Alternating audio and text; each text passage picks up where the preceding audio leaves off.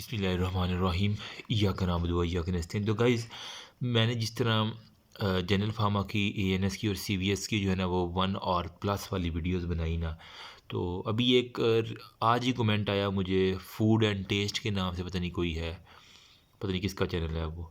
उन्होंने कहा कि जनाब कीमो की और एंडोफार्माकोलॉजी जो है ना इसकी भी वीडियो भी काइंडली बना दें। इंशाल्लाह आपको जो है ना वो सिल्वर प्ले बटन मिलेगा यूट्यूब की तरफ से। वाह क्या बात है यार, दुआएं देते हैं लोग, अच्छी बात है। एनीवेज बनानी तो थी मैंने फिर भी। तो कीमोथेरापी जो है ना वो 1947 वाले यूँ ही समझ लें कि नोट्स मैंने निकाल लिए हैं, बहुत पुराने हैं, लेकिन something is better than nothing. मैं कहता हूँ जो मेरे जैसे हैं ना, जिन्होंने बिल्कुल पढ़ने का दिल ही नहीं कर रहा इन दिनों में, उनके लिए मे बी ये लाइफ सेविंग हो जाए। ज़्यादा नहीं तो इम्पोर्टेंट बातें जितनी याद करने वाली हैं ना वो हम रिवाइज़ कर लेते हैं। अभी 1 घंटा लगेगा या 1.5 घंटा मुझे नहीं मालूम, लेकिन जितनी देर में होता है ना हम इंशाल्लाह आज कवर कर लेते हैं। अभी रात के 12:30 1 बज रहे हैं, ठीक है। तो मैंने कहा चलो यार घंटा डेढ़ लगा के किसी की हेल्प हो जाएगी। सबसे पहले जो है ना, coming back to the lecture, तो यहाँ पे आपने 43 चैप्टर, पहले 10 चैप्टर कीमो के आपके फिंगर टिप्स पे होने चाहिए। फिर वो कैंसर कीमोथेरापी वो हम देख लेते हैं एंड में, उसके ऊपर मेरे कुछ नोट्स हैं मैं आपके साथ शेयर कर दूंगा। 43rd चैप्टर में सबसे पहले है बीटा लैक्टम एंटीबायोटिक्स हो गया and other cell wall synthesis inhibitors, ठीक है। ऐसी एंटीबायोटिक जिनके अंदर जो है ना वो बीटा लैक्टम एक रिंग होती है, इस तरह जिस तरह बेंजीन रिंग होती है ना, इस तरह बीटा लैक्टम रिंग होती है एंटीबायोटिक के अंदर। तो वो क्या करते हैं, बैक्टीरिया उसको एंटीबायोटिक की रिंग को डिस्ट्रॉय कर देते हैं, उससे हम कहते हैं बीटा लैक्टम एंटीबायोटिक्स। और वो फिर क्या करती हैं, कुछ जो है ना वो बैक्टीरियल सेल वाल की सिंथेसिस को जो है ना रोक देती हैं। उन एंटी बायोटिक्स को हम कहते हैं कि वो सेल वाल सिंथेसिस इनहिबिटर है। तो इनके अंदर सबसे पहले आपको पेंसिलिन मिलेगा, सेफ्लोस्पोरिन मिलेगा और अदर मिसलेनियस के अंदर आ जाता है ना। मिसलेनियस की मैंने याद किया हुआ था CAV के, मतलब हमारे पास V से वैनकोमाइसिन था, A से था हमारे पास एजिट्रोनेम, और C से हमारे पास था कार्बापिलम, कार्बापीम्स, ठीक है। तो ये हमारे पास है। उसके बाद पेंसिलिन में जो ना वो पेंसिलिन सस्पेक्टिबल होता है और रेजिस्टेंस हो जाती हैं सारे के सारे। और वाइडर ब्रॉड, ये तो बच्चों वाली बात है ना। सेफ्लोस्पोरिन के बारे में आपने याद रखना, फर्स्ट जनरेशन होता है, सेकंड और थर्ड और फोर्थ जनरेशन, 4 जनरेशन सेफ्लोस्पोरिन की। उसके बाद मिसलेनियस में CAV, कार्बापीमेम, वैनकोमाइसिन और एजिट्रोनेम, ये वाली चीज़। उसके बाद आपको एक पता चाहिए बैक्टीरियोस्टेटिक कौन सी होती हैं, बैक्टीरियोसीडल कौन सी होती हैं। जो सीडल है ना वो क्या करती हैं, बैक्टीरिया को किल कर देती है। जो स्टेटिक है वो किल नहीं करती, लेकिन उनकी ग्रोथ को रोक देती हैं किसी ना किसी तरीके से। इन दोनों के बाद बाकी आपने ये बीटा लैक्टामेज एंजाइम देख लेने के, जो बीटा लैक्टम रिंग को डिस्ट्रॉय करते हैं उन्हें बीटा लैक्टामेज कहते हैं। बीटा लैक्टामेज इनहिबिटर्स फिर आ जाते हैं। मिनिमल इनहिबिटरी कंसनट्रेशन क्या, लोएस्ट कंसनट्रेशन जिसके ऊपर जो है ना वो किलिंग शुरू कर देते हैं, ठीक है, बैक्टीरिया की, वो ड्रग्स की, पेप्टाइडोग्लाइकन सेलेक्शन। अभी आ जाते हैं नोट्स के ऊपर, मूव करते हैं हम बिना किसी टाइम को गवाए। देखो बहुत पुराने नोट्स हैं, ठीक है। अब सबसे पहले हम चैप्टर 43 को जो है ना वो जल्दी से देखते हैं। मैंने यहाँ पे लिखा हुआ है जो सेल वॉल सिंथेसिस इनहिबिटर है। सबसे पहले हमारे पास क्या था, पेंसिलिन था, सेफ्लोस्पोरिन था, मिसलेनियस था। पेंसिलिन का हमारे पास था, पेंसिलिन सस्पेक्टिबल था और पेंसिलिन रेजिस्टेंट था। फिर सेफ्लोस्पोरिन का फर्स्ट जनरेशन था, सेकंड हो गया, थर्ड हो गया और फोर्थ जनरेशन थी। फिर मिसलेनियस में हमने कहा था CAV, कार्मेपिनेम्स हो गया, एजिट्रोनेम हो गया और वैनकोमाइसिन हो गया। ये सारे के सारे बीटा लैक्टामिन एंटीबायोटिक्स हैं और सेल वॉल सिंथेसिस इनहिबिटर है। अब सबसे पहले हम पेंसिलिन, जो कि पहली है हमारे पास, ये वाली जो मैंने चार्ट बनाया हुआ है, जिसके अंदर आपको अगमेंटम के नाम से मिलती है ना ड्रग्स अमूमन। तो वो कैसे काम करती है, उसका मैंने कहा है कि एक नैरो स्पेक्ट्रम है, एक वाइड स्पेक्ट्रम। बड़ा स्पेक्ट्रम मतलब वो मल्टीपल ग्रुप्स ऑफ बैक्टीरिया को किल करेगा, जबकि narrow spectrum same group of bacteria को किल करते हैं, इसलिए हम नैरो और मल्टीपल होंगे। उसके बाद हमारे पास है फार्माकोकाइनेटिक्स, जिसको हम ओरल भी दे सकते हैं, पैरेंटल भी दे सकते हैं। रूट ऑफ एक्सक्रीशन कैसे होना, पोलर जो होता है ना वो चार्ज की फॉर्म में होती है in nature, so excreted in kidney, ठीक है। तो ये आपको खाने के बाद जो है ना वो किडनी से जरिए एक्सक्रीट होती है। इसका हेपेटिक मेटाबॉलिज्म बहुत कम है इस ड्रग का, पेंसिलिन का, ठीक है। ये फार्माकोकाइनेटिक्स किसकी है, पेंसिलिन की, दोबारा बता रहा हूँ। अब इसके अंदर हमारे पास जो वो कह रहा है कि ग्लोमेरुलस ट्यूबुलर सेक्रीशन, अच्छा प्रोबनिसिड अगर हम ड्रग दे देना तो वो ऐसी ड्रग है जो कि ट्यूबुलर सेक्रीशन जो है ना वो पेंसिलिन की उसको रोक देगी। अगर किसी हमने चाहते हैं कि पेंसिलिन लॉन्ग टर्म किसी बंदे के अंदर है तो हम उसको साथ प्रोबनिसिड भी दे देते हैं ताकि उसकी किडनी से एक्सक्रीशन कम से कम हो। ये एक बात लिखी हुई है। वो कहते हैं कुछ बीमारियां फिर ऐसी होती हैं जिसके अंदर हमने ना long acting form of penicillin देनी है, जिसके तरह एक सेक्सुअली ट्रांसमिटेड डिजीज है जिसे हम कहते हैं सेफिलिस, ठीक है, जो कि ट्रेपोनिमा पैलिडम की वजह से होती है। तो इसके अंदर हम पेंसिलिन G देते हैं, प्रोकेन फॉर्म और बेंजाथाइन फॉर्म। IM इंट्रामस्कुलर जो है ना वो हम देते हैं लॉन्ग एक्टिंग पेंसिलिन G, किसके लिए? सेफिलिस के लिए। ये एमसीक्यूज है, वाइवा के अंदर पूछते हैं। फिर हमारे पास कहते हैं मोड ऑफ एक्शन किस तरह पेनिसिलिन का। हमने कहा कि इस ये सारे के सारे किस कैटेगरीज में? Cell wall synthesis inhibitor. जो बैक्टीरियल सेल वॉल है ना, उसके अंदर हमारे पास होता है पेप्टाइडोग्लाइकीन, बच्चे को पता है ना, ठीक है। तो हमने क्या कर रहा है, उसकी जो है ना वो सिंथेसिस को रोक देंगे ना जब, तो पेप्टाइडोग्लाइकीन ही नहीं बनेगा तो बैक्टीरिया की सेल वॉल नहीं बनेगी। ऐसी बात है, बैक्टीरियल सेल वॉल के अंदर पेप्टाइडोग्लाइकीन है, तो उसको बनाने वाली जो एंजाइम है वो है ट्रांसपेप्टाइडेज, ठीक है। तो इन सिंपल वर्ड हमने ट्रांसपेप्टाइडेशन को जो है ना वो रोकना है बैक्टीरिया के अंदर, ट्रांसपेप्टाइडेशन को रोकना है पेनिसिलिन दे के। जब वो ही ट्रांसपेप्टाइड नहीं पेप्टाइडोग्लाइकेन नहीं बनेगा तो हमारे पास बैक्टीरिया सिंथेसिस नहीं होगी, ठीक है। नो लिंकिंग, जिसकी वजह से बैक्टीरिया सेल की सेल वॉल सिंथेसिस इनहिबिटर होगा और बैक्टीरिया इजीली डाई हो जाएगा। अब हमारे पास आता है कि कुदरत की तरफ से ना बैक्टीरिया के ऊपर हमारे पास ये बैक्टीरिया की सेल वाल है ना, इसके ऊपर हमारे पास है पेनिसिलिन बाइंडिंग प्रोटीन, ठीक है, जिसके ऊपर जो है ना वो पेनिसिलिन आके लगना होता है। तो हमारे पास वो कह रहा है कि जब एंटीबायोटिक ड्रग जो है ना बाइंड करती है पेनिसिलिन बाइंडिंग प्रोटीन के साथ, तो ट्रांसपेप्टाइडेशन रिएक्शन जो होता है ना वो स्टॉप हो जाता है। ट्रांसपेप्टाइडेशन जो होता है ना रिएक्शन, उसको इसने बेसिकली स्टॉप करना है, जिसकी वजह से सेल दीवार की सिंथेसिस इनहिबिट हो जाए जब बैक्टीरिया डाई कर जाए। इसके अलावा तीसरा मेथड हमारे पास क्या है, हमने ऑटोलिटिक एंजाइम जो होता है ना, जो अंदर ही उनके एंजाइम पड़े होते हैं उसको एक्टिवेट करवा देना, वो खुद ब खुद बैक्टीरिया को खा लेंगे और किल कर देंगे।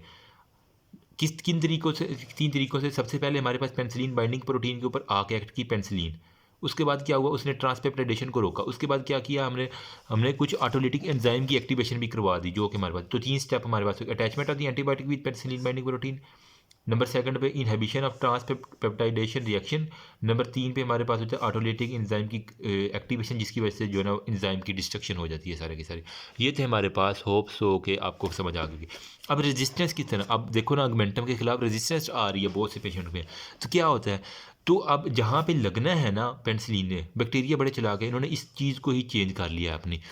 क्या किया, म्यूटेशन उन पेनिसिलिन बाइंडिंग प्रोटीन, जिसकी वजह से हमारे पास क्या हो गया, अब वो ना ड्रग आके लगेगी तो ना ही उसका एक्शन होगा। बीटा लैक्टामेज एंजाइम जो है वो कहते हैं, बीटा लैक्टम रिंग जो होते हैं ना एंटीबायोटिक के अंदर होती है, ठीक है। बैक्टीरिया ने जो है ना अब जो एंटीबायोटिक अपने अंदर बीटा लैक्टम रिंग लेके आई थी ना, ठीक है, तो बैक्टीरिया ने क्या किया, इस रिंग को ही तबाह करना शुरू कर दिया। तो क्या किया, बीटा लैक्टामेज एंजाइम बनाए, बीटा लैक्टामेज एंजाइम ने आगे इस रिंग को तबाह कर दिया। नंबर 3 पे हमारे पास कहते हैं आउटर सेल वाल के अंदर चेंजेस, मतलब वो रास्ता ही नहीं देते कि वो किसी तरीके भी आउटर सेल वाल से जो है ना अंदर जो है ना पेनिसिलिन बाइंडिंग प्रोटीन के ऊपर आके लग जाए। तो ये हमारे पास 3 मेथड हैं रेजिस्टेंस के। नंबर 1 पे उन्होंने बीटा लैक्टम रिंग जो है ना उसको तबाह किया बीटा लैक्टमेज इंजाइम बना के। नंबर 2 पे पेनिसिलिन बाइंडिंग प्रोटीन के ऊपर चेंजेस कर ली। नंबर 3 पे हमारे पास सेल वाल जो है ना उसको अंदर से क्रॉस ही नहीं होने दी, इतनी मॉडिफिकेशन कर ली है, ठीक है। अब हमारे पास कह रहे हैं इंसानों ने क्या हल निकाला, ये जो बैक्टीरिया ने बीटा लैक्टमेज एंजाइम बना ली है, जिसने बीटा एंटीबायोटिक को ही मारना शुरू कर दिया एंजाइम उल्टा, जनाब जो से मारने आ रहा है एंजाइम ने बैक्टीरिया ने अपने एंजाइम बना के उसको उल्टा मारना शुरू कर दिया। इंसान बड़ा चालाक है, फिर इंसानों ने ना नई ड्रग ईजाद की जो इस एंजाइम को ही ख़त्म कर दे, ना रहेगा बांस ना बजेगी बांसुरी। तो इंसानों ने एक अब अगमेंटम के अंदर उसने एडिशन की है क्लेवोलेनिक एसिड की, सबलैक्टम की और टेजोबैक्टम की। ये ड्रग्स अब हम साथ देते हैं ताकि जो ये वाला एंजाइम है ये मर जाए, तो हमारी ये एंटीबायोटिक की ये रिंग सेव रहे, एंटीबायोटिक जाके अपने एक्शन के बैक्टीरिया के ऊपर। ईजी हो गया ना। अब हमारे पास आ जाता है जनाब इसका नेक्स्ट, वो कह रहा है कि अगमेंटम के अंदर जो है ना वो कह रहा है हमारे अमोक्सिसिलिन था ना, साथ क्लेवोलेनिक एसिड जो है ना वो कहता है हमने डाल दिया, जिसकी वजह से हमारे पास पेनिसिलिन का एक्शन और एंजाइम जो होता है ना वो बीटा लैक्टामेज का स्टॉप हुआ और रेजिस्टेंस भी नहीं होगी। जब बैक्टीरिया रेजिस्टेंस नहीं करेंगे तो वो इजीली मर जाएंगे। तो इनके अंदर मोस्टली जो है ना हमारे पास लिस्टेरिया, इकोलाई प्रोटियोस हो गया, हीमोफिलिस इन्फ्लुएंजा और मोक्सिकेला, ये वाले बैक्टीरिया जो है ना वो रेजिस्टेंस शो कर रहे थे, उनके खिलाफ हमने क्लेवोलेनिक एसिड सिंपल एक ऐड की, मतलब TCS, क्लेवोलेनिक एसिड, सबलैक्टम और टेजोबैक्टम, ठीक है। ये 3 ड्रग जो है ना इनमें से कोई डाल दो जो कि बीटा लैक्टामेज की सिंथेसिस की इनहिबिटर है। लेकिन वो कह रहा है जो है ना ये ऑगमेंटम के खिलाफ जो है ना जो क्लेवोलेनिक एसिड डाला था, तो बीटा लैक्टामेज तो चलो बंद हो गया, लेकिन कह रहा है अब कुछ बैक्टीरिया ऐसे भी कह रहे थे उन्होंने पेनिसिलिन बाइंडिंग प्रोटीन के ऊपर चेंजेस भी कर लिए और आउटर सेल वाल के भी चेंजेस कर लिए, जिसकी वजह से भी रेजिस्टेंस बाकी आ रही है। अच्छा, उसके बाद वो कह रहा है क्लिनिकल यूजिंग में हमने कहा था कि वो कुछ नैरो स्पेक्ट्रम ग्राफ होते हैं, कुछ narrow spectrum penicillin is susceptible, very narrow, और हमारे पास कुछ वाइडर होते हैं, ठीक है। तो अब ये एक MCQ था कि ड्रग ऑफ चॉइस फॉर सेफिलिस कौन सी है, तो पेनिसिलिन जी, ठीक है, तो वहाँ से याद कर लेना कि पेनिसिलिन जी जो है ना वो लॉन्ग एक्टिंग पेनिसिलिन है। वेरी नैरो स्पेक्ट्रम जो होता है ना उसके अंदर हमारे पास होता है OMN, ऑक्सीसिलिन, मेथिसिलिन और नेफिसिलिन। ये 3 ड्रग्स जो है ना वो स्पेलिंग को इग्नोर करना, बुक से देखते लेना, साथ साथ मैंने जल्दी में बनाई थी ये, ठीक है। मेथिसिलिन हो गया, नेफिसिलिन, ये 3 ड्रग्स जो होते हैं ना वो हमारे पास वेरी नैरो शॉर्ट जो पेनिसिलिन रेजिस्टेंस के लिए। स्टेप ओरियस हो गया, स्टेप नमूनी जो होता है ना ये MRSA मरसा मतलब multi drug resistance step Orius के लिए जो हम यूज़ करते हैं। वाइडर स्पेक्ट्रम में जो है ना अमॉक्सल ड्रग वगैरह हम यूज़ करते हैं, जो कि अमॉक्सिसिलिन हो गया और एम्पिसिलिन के नाम से। ये अटैक किस किस के ऊपर करती है? LAPHM के ऊपर अटैक करना है। LEPHM Listeria, E coli, Proteus, Haemophilus influenza और मक्सिकेला, ठीक है, इनके खिलाफ जो है। इसके अलावा हमारे पास पिप्रासाइक्लिन को टेट्रासाइक्लिन जो है ना वो ग्राम नेगेटिव के लिए इस्तेमाल करते हैं। सूडोमोनास हो गया, इंटरोबैक्टर हो गया, क्लेब्सिएला, इन सब के लिए जो है ना हम ये ड्रग इस्तेमाल करते हैं। अभी हमारे पास होता है टॉक्सिसिटी। टॉक्सिसिटी ज़ाहिरी बात है, प्लीज़ पहले कभी भी जो है ना वो नोजिया वोमिटिंग डायरिया किसी भी टॉक्सिसिटी में एंड पे ये 3 लफ्ज़ हमने लिखने हैं, नोजिया वोमिटिंग डायरिया, और वो भी देख के। ये ना हो कि वो एंटी डायरियल हो तो आपने उस डायरिया के साथ ही करवा देना है। वो हमेशा एंड पे ये 3 सिम्टम लिख रहे हैं। अगर पहले टॉप पे आपने नोजिया वोमिटिंग डायरिया लिखा ना तो एग्जामिनर को गुस्सा चढ़ जाना है। सबसे पहले आपने एलर्जी, मतलब पेनिसिलिन, कुछ लोग जो है ना वो एंटीबायोटिक खाते हैं उन्हें एलर्जी होना शुरू हो जाती है। क्या है? स्किन के अंदर एलर्जी में IgE एंटीबायोटिक जो वाइड स्पेक्ट्रम में यूट्रिक एरिया, जिस तरह वो दाने तड़फड़ से नहीं बन जाते स्किन के ऊपर, जिससे आम जबान में एनाफिलैक्टिक शॉक हो जाती है और इवन डेथ भी हो जाती है अगर किसी ने डॉक्टर ने ज़्यादा दे दिया और उसे एलर्जी थी इससे, ठीक है। तो ये अच्छा जेनेटिक काज है ये कि एलर्जी हो जाए पेनिसिलिन। अमूमन लोगों को नहीं होती, लेकिन कुछ जेनेटिक वेरिएशन ऐसी हैं कि जिसके अंदर पेनिसिलिन से एलर्जी होना शुरू हो जाती है। इसलिए जब भी हमने पेनिसिलिन देनी है ना तो हमने पहले क्या करना है, टेस्ट डोज दे देनी है बंदे को। अगर तो थोड़ी सी डोज देने से एलर्जी ना हो तो फिर पूरी डोज लगा दो, वरना अगर एलर्जी हो तो फ़ौरन वहीं पर रोक दो, ठीक है। फिर GIT डिस्टर्बेंस, GIT में अब क्या होगा, एम्पिसिलिन क्या कहते हैं, सीवियर GIT डिस्टर्बेंस करवा देगा, जिसका अब यहाँ पे आप लिख सकते हैं नोजिया वोमिटिंग डायरिया। नेक्स्ट हमने कौन सी ड्रग पढ़ी? अभी हमने पेनिसिलिन के बारे में सारी डिस्कशन कर ली, ठीक है। उसकी रेजिस्टेंस किस तरह हुई, बीटा लैक्टामेज एंजाइम और सारे। अब हमारे पास है सेफ्लोस्पोरिन। सेफ्लोस्पोरिन में फर्स्ट जनरेशन, सेकंड, थर्ड और फोर्थ जनरेशन होती है। जो फर्स्ट और सेकंड है ना वो कहता है इजीली क्रॉस कर लेती हैं ब्लड ब्रेन बैरियर को, नहीं क्रॉस कर सकती, ठीक है। फर्स्ट और सेकंड जो होता है ना वो ब्लड ब्रेन बैरियर को कभी क्रॉस नहीं करती, can't able to cross, even हत्ता कि मेम्ब्रेन इन्फ्लेम्ड भी हो ना फिर भी ये क्रॉस नहीं कर सकती। लेकिन जो थर्ड और फोर्थ जनरेशन ड्रग्स है ना सेफ्लोस्पोरिन की, वो can cross the blood brain barrier. ये एक बात होगी सेफ्लोस्पोरिन की। इनहेबिट करता है सेम इसका ये भी है, सेल वॉल सिंथेसिस इनहिबिटर है। इन्होंने क्या करना है, पेनिसिलिन बाइंडिंग प्रोटीन के ऊपर जाके रखना है, जहाँ पे पेनिसिलिन लगता है ना वहीं पे जाके रखना है। इन्होंने भी ट्रांसपेप्टाइडेशन, मतलब सेम इसका भी एक्शन जो है ना वो पेनिसिलिन की तरह है कि बैक्टीरिया सेल वॉल की सिंथेसिस को इनहेबिट करवाना। लेकिन अब जो बैक्टीरिया ने जो है ना बीटा लैक्टामेज बना लिए थे उनको तो लेकिन फिर भी जो है सेफ्लोस्पोरिन पर फिर एक्शन कर जाती है। पेनिसिलिन फिर भी जो है ना रेजिस्टेंस हो जाती है, लेकिन सेफ्लोस्पोरिन अब उससे मिलती जुलती है, लेकिन वो पेनिसिलिन की तरह नहीं है। तो इस वजह से थोड़ी सी ना वो वेरिएशन की वजह से ये अच्छी अभी पेनिसिलिन से भी अच्छी जो है ना वो कहने के कर सकते हैं। Changes in penicillin binding protein वही सेम है, रेजिस्टेंस किस तरह प्रोड्यूस करनी है। अच्छा, अब जो फर्स्ट जनरेशन है ना उसके अंदर कौन कौन सी आ रही ड्रग, जोली लेक्सिन, इसका एक निमोनिक है, मुझे किसी ने बताया था जोली लेक्सिन जो है ना वो याद करो। सब के शुरू में ना सेफ्लोस्पोरिन के शुरू में सेफा आपने लगाना है, ठीक है, सब के शुरू में। अब बाकी जो एंड पे आना है ना सेफा जोलिन और सेफा लेक्सिन, वो किसकी हैं, फर्स्ट जनरेशन की ड्रग है जो कि ग्राम पॉजिटिव के लिए हम यूज़ करते हैं। इसके अंदर कौन है, सेफा जोलिन और सेफा लेक्सिन। शुरू में सेफा लगा के ना आगे जोली लेक्सिन आपने याद कर लेना है, तो जोलिन, सेफा जोलिन और सेफा लेक्सिन। होप सो निमोनिक समझ आ गया होगा। सेकंड जनरेशन में है ना टेनो आइटन, इसके शुरू में भी सेफा लिख के सेफा टेनो सेफा जाइटन, ठीक है, जाइटन XITIN सेफा जाइटन। मैं बुक से दिखा देता हूँ, अभी परेशान नहीं होना। तो ये है सेकंड टेनो जाइटन, ठीक है। थर्ड जनरेशन में हमारे पास वो क्या है, फर्स्ट और सेकंड ब्लड ब्रेन बैरियर को क्रॉस नहीं कर सकती थी, ठीक है, ब्लड ब्रेन बैरियर को क्रॉस नहीं कर सकती, ये भी ब्लड ब्रेन बैरियर को क्रॉस नहीं करती, जबकि ये ब्लड ब्रेन बैरियर को क्रॉस कर रही है। इसके अंदर जो है ना वो सेफाट्रेक्सोन होगा, जो कि हम ना फीमेल के जो वजाइनल डिस्चार्ज है जिनको वेजिनाइटिस होता है, ग्राम नेगेटिव डिप्लोकोकाई, उसके लिए हम निजेरिया गुनोरी, ठीक है, उसके लिए निजेरिया गुनोरे, उसके लिए हम कौन सी देते हैं, थर्ड जनरेशन जो होता है ना वो हम ड्रग दे रहे हैं। अब इसके अंदर वो कह रहा है कि अगर जो है ना वो सिंगल डोज ऑफ ड्रग देती है ना, इसकी वजह से हमारे पास ओटाइटिस मीडिया मतलब मिडल एयर इन्फेक्शन हो सकता है जिसकी, ठीक है।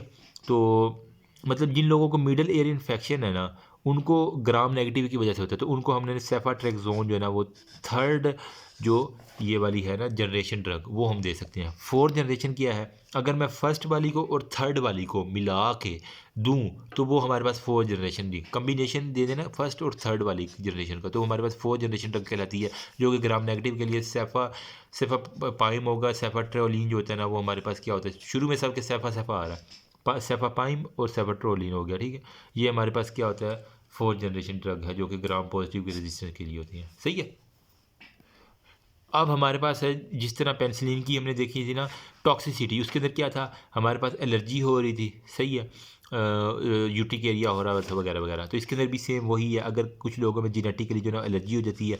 और हाँ, जो होता है ना सेफलोस्पोरिन, इसकी वजह से क्या होता है हमारे पास हाइपोप्रोथ्रोमिनीमिया, बहुत इंपॉर्टेंट बात बताने जा रहा हूँ, 1 लाख रुपए की, जो कि आती है। कहते हैं सेफलोस्पोर वाई सेफलोस्पोरिन का हाइपोप्रोथ्रोमिनिया, ये क्या करता है, मिथाइल थायो टेट्राजोल ग्रुप, ठीक है, उसको जो है ना वो स्टॉप करते, जो कि जो है ना ब्लीडिंग रिएक्शन करवा रहा था ना, जिसकी वजह से प्रोथ्रोम्बिन जो है ना उसकी सिंथेसिस कम हो जाती है, क्लॉटिंग नहीं हो पाती, जिसकी वजह से हमारे मतलब MTTG एक गाड़ी होती है ना, ठीक है, तो वहाँ से MTTG, मिथाइल टेट्रा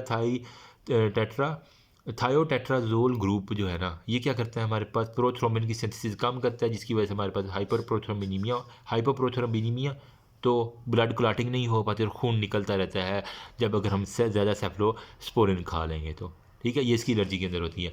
इसके अलावा उसके डाइसल्फान लाइक रिएक्शन जो होता है ना, जिस तरह अल्कोहल के अंदर रहते हैं ना, जो हेडिक नोजिया और वोमिटिंग, वो एंड पे आप लिख सकते हैं। शुरू में एलर्जी और यूटिकेरिया पेनिसिलिन के लिए, जबकि सेफ्लोस्पोरिन के लिए हमने क्या लिखना है, एलर्जी और हाइपोप्रोथ्रोमिनीमिया, जो कि MTTG मिथाइल थायो टेट्राजोल ग्रुप, हाँ ठीक है, ठीक बता रहा हूँ, थायो टेट्राजोल, ठीक है, इसके रोकता है, जो कि प्रोथ्रोम्बिन वैक्सीन। अब हमारे पास आ जाती हैं मिसलेनियस में हमने कहा था कि CAV एजिट्रोनेम, ठीक है, कार्मेपिनेम्स हो गया, और हमारे पास था वेनकोमाइसिन था, यही थी ना 3 ड्रग। तो अब सबसे पहले एजिट्रोनेम की बारी हम बात आती है, सेम वही है, बीटा, इसकी ये एंटीबायोटिक, इसके अंदर भी बीटा लैक्टामेज रिंग होती है ना, बीटा लैक्टाम जो कि सेल वॉल सिंथेसिस इनहिबिटर करती है, ठीक है। ये मोनोबैक्टम एक ड्रग है, जो कि एक सिंगल बैक्टीरिया के लिए जो भी बाइंड करती है, पेनिसिलिन बाइंडिंग जो है ना, बैक्टीरिया के ऊपर पेनिसिलिन बाइंडिंग सब यूनिट उसके ऊपर बाइंड करेगी, स्टॉप करेगी ट्रांसपेप्टाइडेशन को, ठीक है। तो अब इसकी रेजिस्टेंस जो होता है ना, वो बीटा लैक्टामेज के खिलाफ रेजिस्टेंस एक्टिविटी क्या, ग्राम नेगेटिव के लिए, जिस तरह सूडोमोनास वगैरह, ग्राम नेगेटिव आप अपने बैक्टीरियोलॉजी पढ़ी होगी, आपको याद ही होंगे सारे के सारे। एडवर्स इफेक्ट क्या है, वर्टिगो हो गया, हेडिक हो गया, ठीक है। अगर किसी बंदे को ना पेनिसिलिन से एलर्जी आ रही है यहाँ पे, ठीक है, जिस तरह ये पेनिसिलिन जो है ना हमने दी थी, तो इसकी एलर्जी यूट्रिक एरिया आ रहा था, तो आप उसको एजिट्रोनेम दे सकते हो, ठीक है। एजिट्रोनेम से उसको एलर्जी नहीं होगी, टेस्ट डोज देख लेना, इसकी इतने ज़्यादा साइड इफेक्ट नहीं है एलर्जी वाले। फिर हमारे पास था CAV कार्मेपिनेम्स, जो मिसलेनियस में था, वो क्या है, ब्रॉड स्पेक्ट्रम होता है, ग्राम पॉजिटिव, ग्राम नेगेटिव, और स्पायरोकीट यानी सीडोमोनास वगैरह के लिए इस्तेमाल करती है, रेजिस्टेंस टू बीटा लैक्टम हो गई है, ठीक है। स्ट्रॉन्ग एंटीबायोटिक है, बहुत तेज़ है, इसके लिए मेरोपिनेम होगा, और एट्रोपिनेम जो है ना, ये इसकी फर्दर एग्जाम्पल है। इमेपिनेम्स एक ड्रग है जो कि बॉडी के अंदर हम देती है ना, तो वो किडनी से जो है ना वो निकल के जब किडनी में जाती है तो वो इनएक्टिव हो जाती है, ठीक है, बाय किडनी एंजाइम। वो कौन सी किडनी एंजाइम है, जो कि फिर टॉक्सिक प्रोडक्ट बने। इमेपिनेम एक एंटीबायोटिक है, ठीक है, ये फर्दर उसने एडिशन में लिखा हुआ है कि इमेपिनेम जो है ना आई से जो शुरू हो रही है, वो जब खा तो लेती है, उसका एक्शन जो हो जाए, लेकिन जब वो किडनी में जाती है ना, तो वो टॉक्सिक बन जाती है। क्यों टॉक्सिक बन जाती है, किडनी के अंदर जो है ना वो रीनल डी हाइड्रोपेप्टाइडेज एंजाइम है, वो इमेपिनेम को टॉक्सिक बना देते हैं, ठीक है।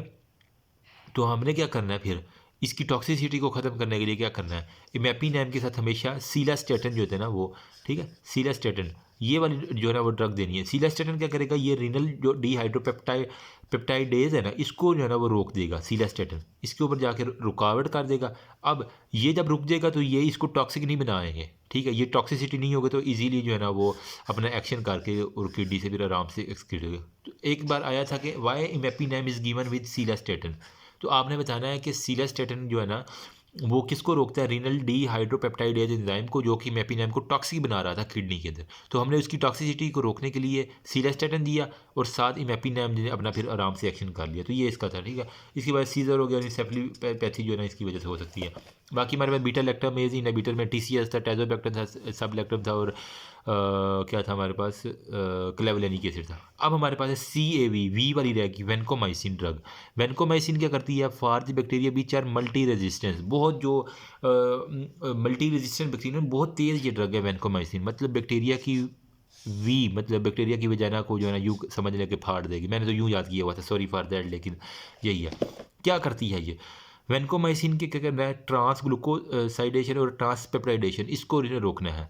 ये देखो, ट्रांस ग्लूकोसाइडेशन, नीचे ट्रांसपेप्टाइडेशन, जो पेप्टाइड चेन बन रही है ना, उन दोनों को इसने रोकना है, किसने, वेनकोमाइसिन ने। इसलिए वो तो ये बहुत अच्छी ड्रग है कि जो बंदा बहुत से बैक्टीरिया से रेजिस्टेंस हो चुका, उनको आपने चुप करके वेनकोमाइसिन दे देनी है। क्या करेगी, उसकी ट्रांसपेप्टाइडेशन बैक्टीरिया की और ग्लूकोसाइडेशन, उन दोनों को रोक देगी, जिसकी वजह से होता पता क्या, ट्रांसपेप्टाइजेशन और ये रुक जाएगी तो हमारे पास उस बैक्टीरिया की सेल वाल की सिंथेसिस नहीं होगी।